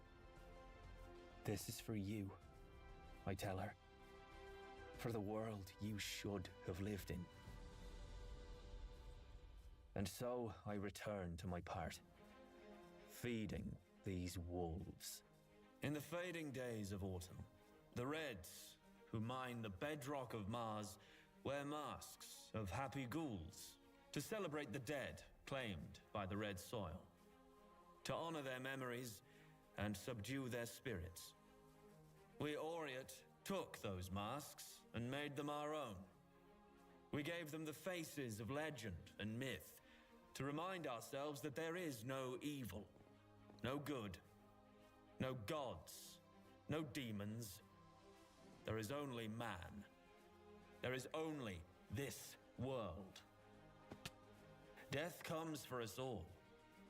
But how will we shout into the wind? How will we be remembered? I pull off one of my gloves and cut my palm very shallowly. I clench my fist till the blood coats my skin, and then press my hand to my face. Make your blood proud, long after death claims you. There's the stomp of feet. Just one. Luna is the new Earth. It rules us and makes us bow and scrape. Our sacrifice means its gain. Again, the weak hold back the strong. After today, when we take the 1,000 cities of Mars, our ranks will swell. The Galilean lords will swear for us. The governors of Saturn will bow to us. Neptune will come with her ships, and we will cut off the leech that is Octavia Aulun. And make a tyrant king. It makes so much sense to them. I don't know how. A tyrant for a tyrant. How do they find inspiration from this? Men always have. Another stomp. Every moment today will be captured by the holocams we've given you. Like it was at the Institute, and when I took the packs. The Jackal's idea. Each moment will be remembered. If you win glory, it will be spread across the HCs of every world. If you shame yourself or your family, it will not fade with your death. I look to Ragnar, as though he were my headsman. Lorne rolls his eyes at the dramatic flair. We will remember. The cities are to be taken. The golds who will not bend, killed. The low colors, protected. We will not collapse the mines. We will not rape her cities and despoil her verdant grounds. We are to capture the bounty of Mars. We do not want to take her corpse. She is home to many of you. So harm only the pest that destroys her from within. And when the glory of the day is over, when you wipe the blood from your sword and give the cloth to your sons and daughters, so they will remember you were party to one of the greatest battles since the fall of Earth, remember, you have made your own destiny. It was not given to you by the sovereign. It was not given to you by a governor. You took it, like our ancestors took the worlds. We are the second conquerors. Now, there's the roar. I hate how my body shivers at the idea of glory. There's something deep in man that hungers for this. But I think it weakness, not strength, to abandon decency for that strange, darker spirit. I look at the Jackal, at the side of the bridge. He has little importance on this day. He has done his work, bringing all these men and women here. He has muddled communications and sown false information, leaving much of the Sovereign's aid to the Bellona scattered, chasing false rumors of elements of my fleet sneaking off to attack Luna. A ploy only. My forces are all here. Quite the puppet master you play. We wait for the Whites to enter the bridge behind the waiting Golds. Severo scoots closer to me, as if to remind the Jackal of his place. You made most of the strings. I never thanked you. Must we become sentimental? You helped Mustang escape. That's why Pliny caught you. He never mentioned it. Never boasted or used it as leverage. It was the simple act of a brother helping a sister. And you tried your damnedest to save Quinn. Maybe you're a better man than you know. Doubtful. But tomorrow, a traitor will be king and an empress shall be traitor. So, maybe wicked men can be virtuous. I look out the viewport. Are your satellites ready? For the virus? He nods. My Greens will shut down all communications as soon as you give the word. For 15 minutes, it will be quiet as death for everyone. Their global and regional defensive units won't have surveillance or sensors. Time enough to shatter most of the static positions. He looks at his feet, as though suddenly self-conscious. Save my father, if you can. Severo shifts, annoyed at our whispering. I will. I'd rather Augustus rot forever in a hole in the ground. But I need him once Mars is taken. Despite what I can do, I'm not a governor or a king. I need his legitimacy, as Theodora reminded me last night. Without it, I'm just an arm with a razor. And you're sure about Aegea? About the prize? Otherwise, it's reckless. 100%. Good. Good. Prime luck then, Reaper. He moves away. Severo watches him go. Replacing me already? Well, he's got one hand. You've got one eye. I have a type. The ceremonies continue. 200 golds bend their knees as the whites walk through their ranks. I try to think it a stupid, solemn thing. All these men and women with their pompous silence and their attention to tradition. But this is the history of mankind in the making. And there is a nobility to the moment. Armor glints against the artificial light. Ethereal whites wander through the ranks. Virgin maidens, barefoot in snow-white cloaks, with daggers of iron and laurels of gold. Child whites carry the triangular golden standards, a scepter, a sword, and a scroll crowned with a laurel. I feel hands on my shoulders. I feel their weight. They say this is the way the old conquerors went to battle, with virgins of white wounding them with iron. They touch our brows with the laurel and cut our left palms with the iron as they whisper softly in our ears. My son, my daughter, now that you bleed, you shall know no fear, no defeat, only victory. Your cowardice seeps from you, your rage burns bright. Rise, warrior of gold, and take with you your color's might. Then each warrior smears the handprint of blood across his face and across the top of his demon-faced helm. One by one, we stand in silence. Each gold represents 10 legions. This is the storm that will fall on Mars in a torrent of metal. Millions of golds, greys, and obsidians. We do not fight a planet. We fight men and women. Cut off their heads and see their armies crumble. Lorn reminds us all.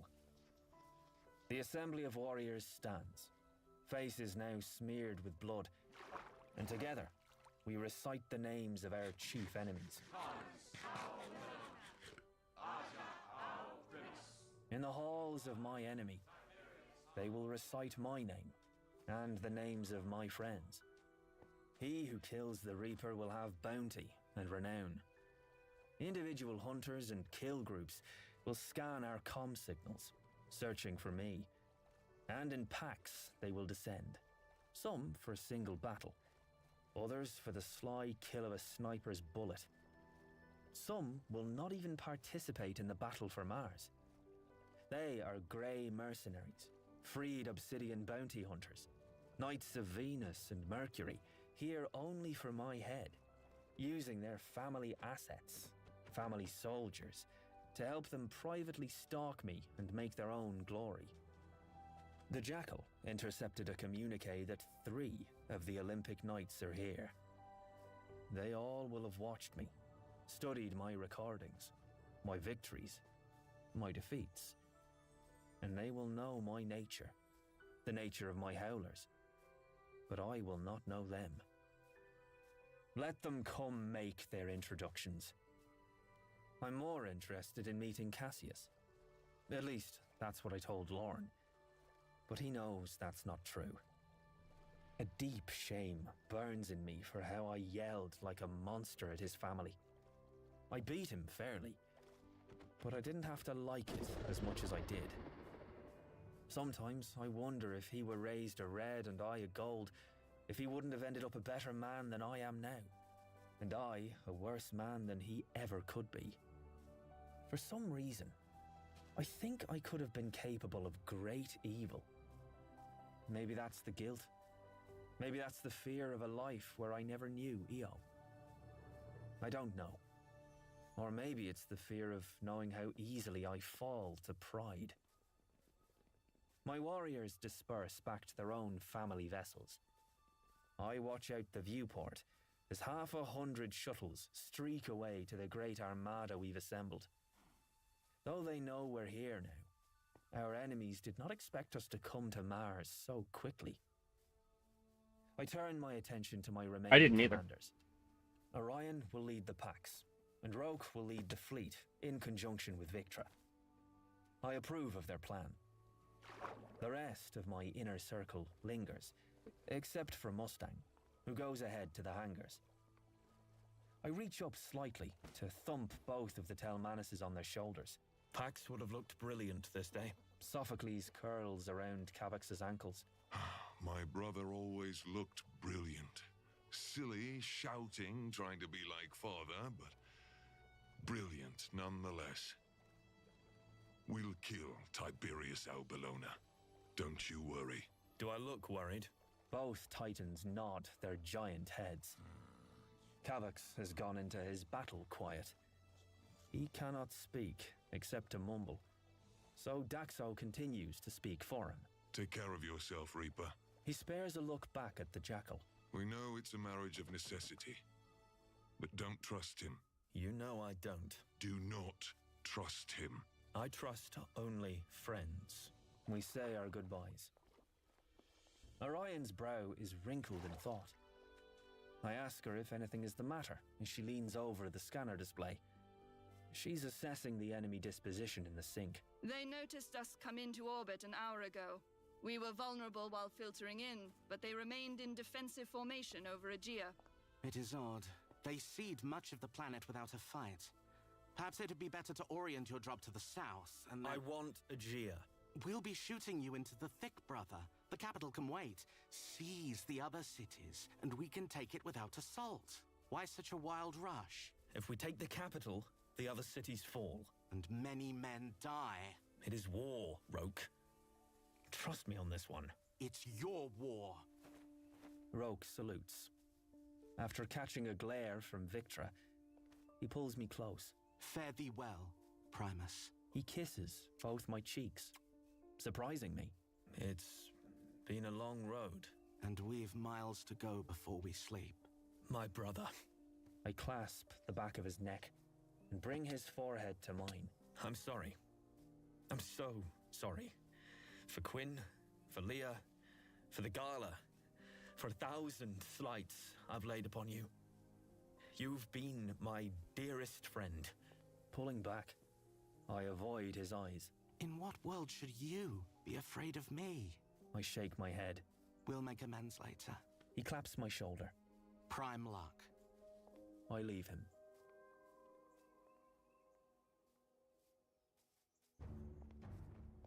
Lorne and I draw up just outside the bridge, where our paths diverge into different halls. He's shaved for war, and he wears his old Rage Knight armor. He looks brilliant, but smells terrible. These old knights are like the Howlers, superstitious and unwilling to wash their gear for fear of washing away whatever luck kept them alive thus far. I've received communiques from many old friends. They side with Bellona. All old men and women? The old have weathered many seasons of the young. There's a twinkle in his eye. But they ask me about you. They ask if the boy warlord is really 4 meters tall. Is he really followed by a wolf pack? Is he a world breaker? And what do you say? I said that you are 5 meters tall. You're followed by a midget and a giant, and that you eat glass with your eggs. I don't like that you brought me here. I don't believe you're being the man you want to be. If you survive this, and I don't, be better than the man who tricked his friend.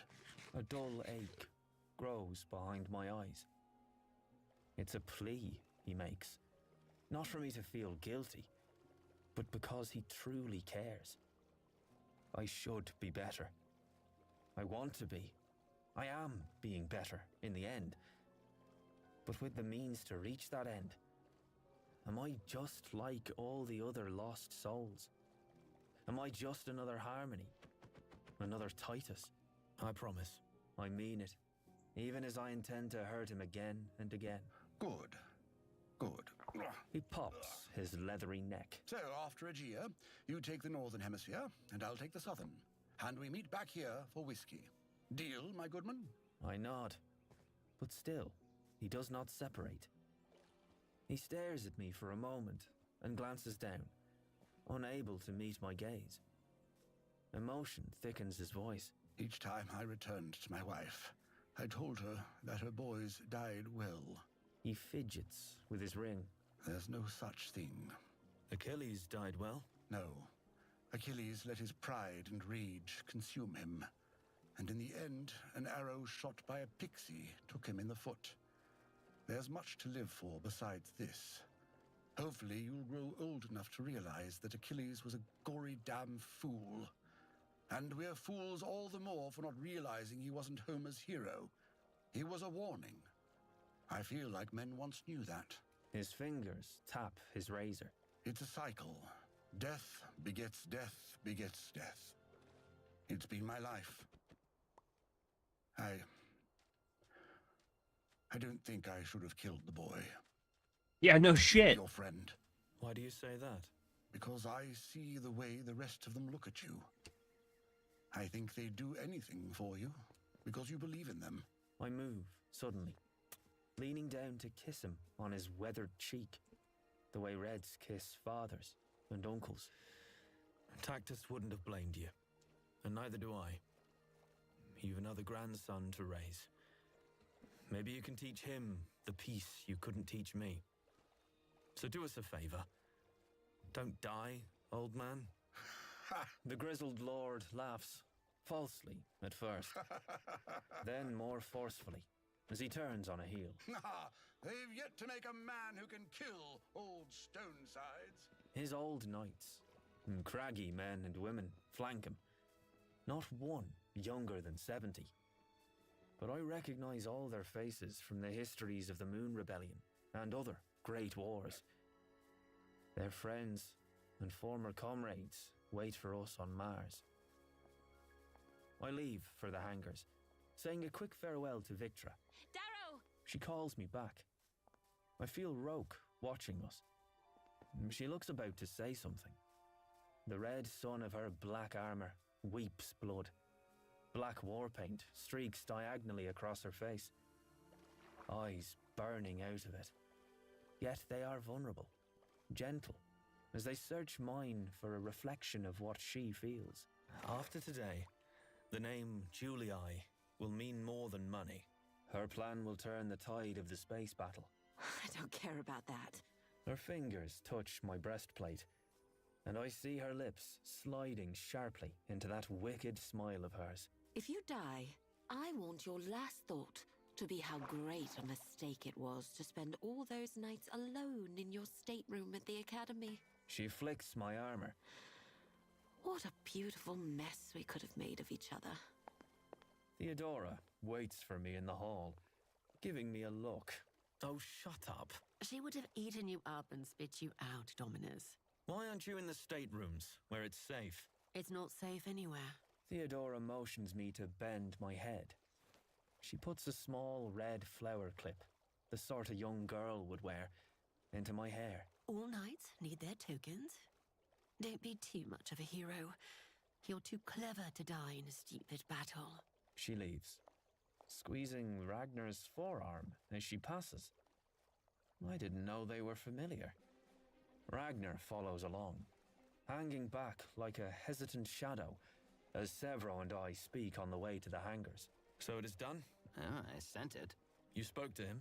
HoloNet drop cash. I send a message. They get it.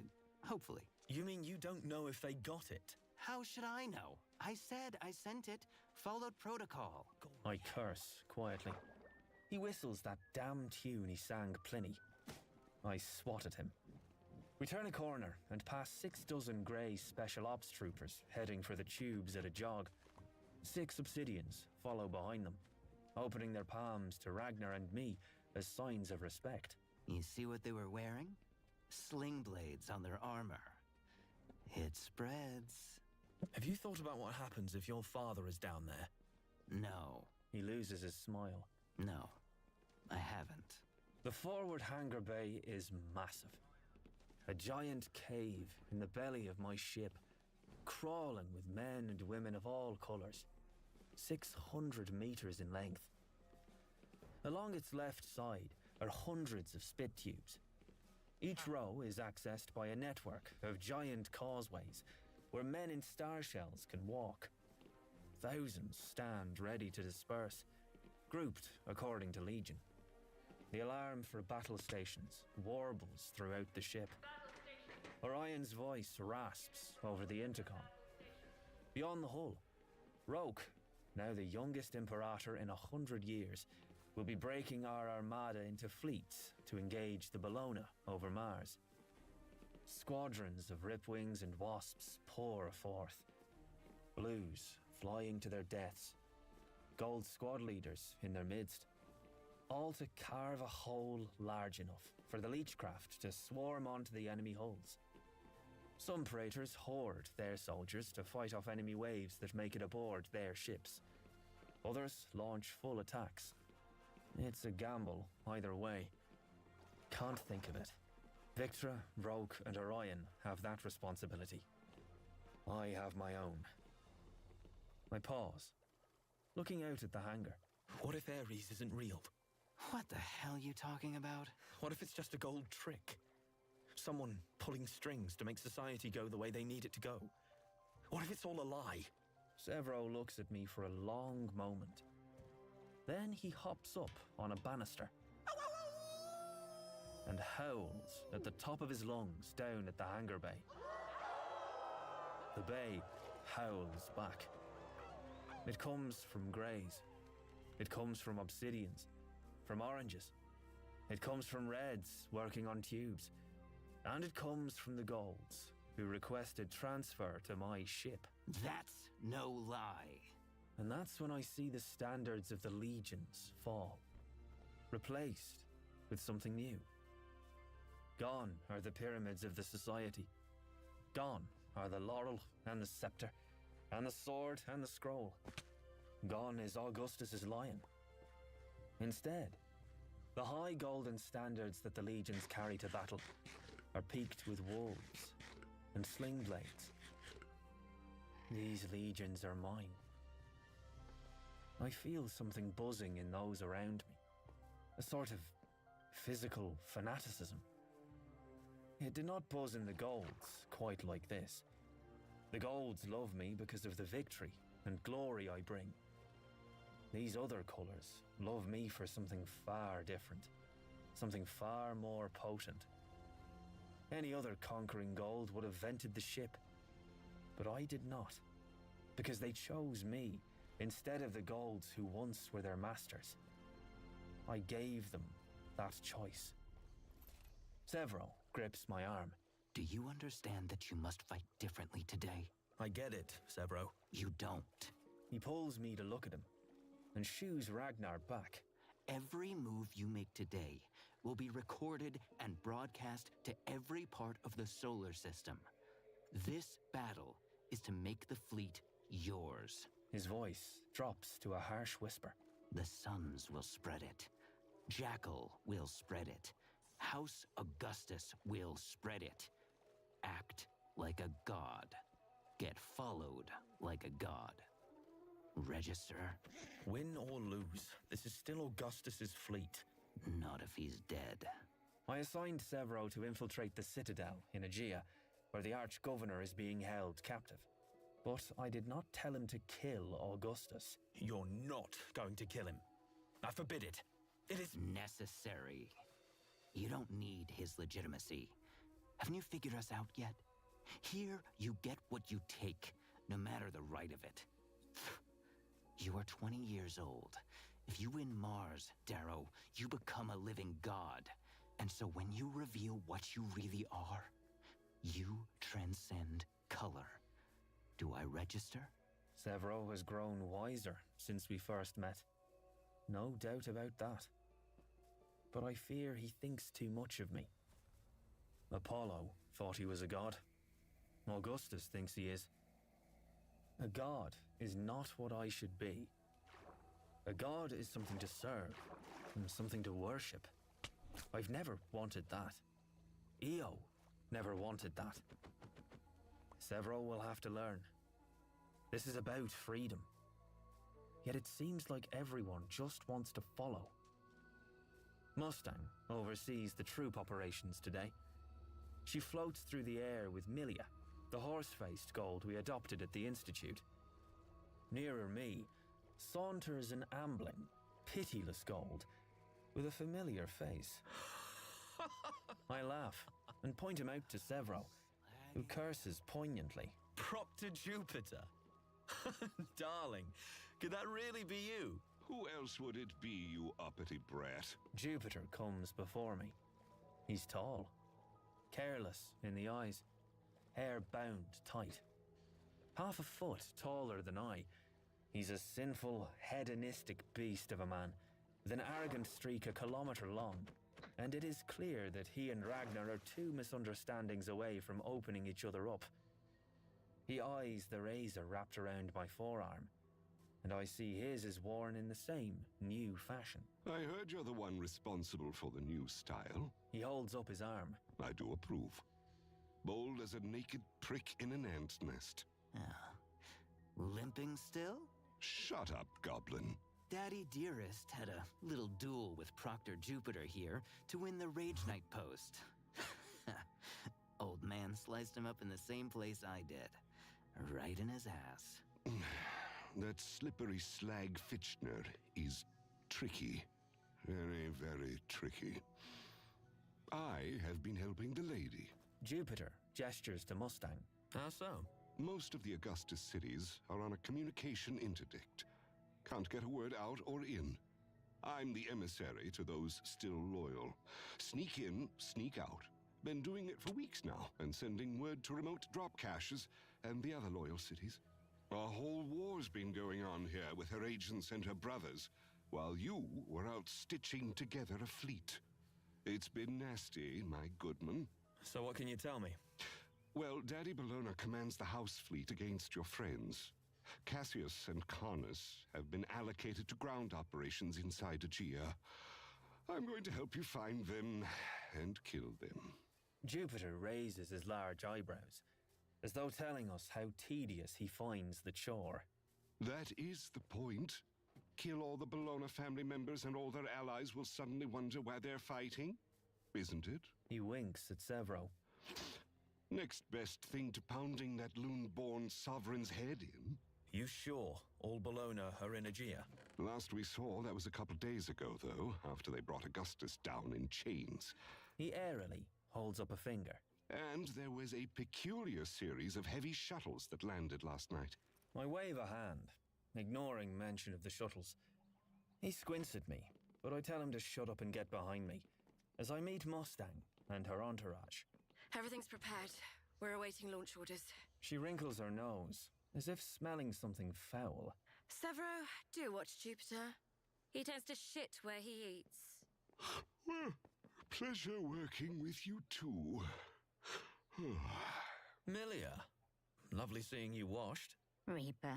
She nods and smiles, an ugly thing on her face. Still playing with scythes? Warms the heart. You've a heart? She examines his height. A full-sized one. I saw Pollux just yesterday. On the other side, however. Been sneaking in and out with Jupiter here. You've arranged us all a little reunion.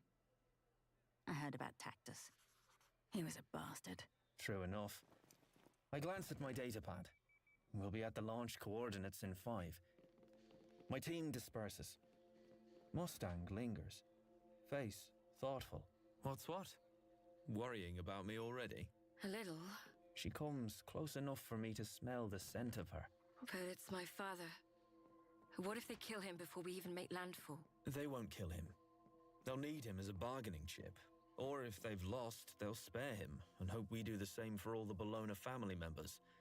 You don't kill men as important as him. I reach for her hand to comfort her, but she pulls it away, turning from me. We have a planet to invade. I watch her go, All units! shouting orders to her men.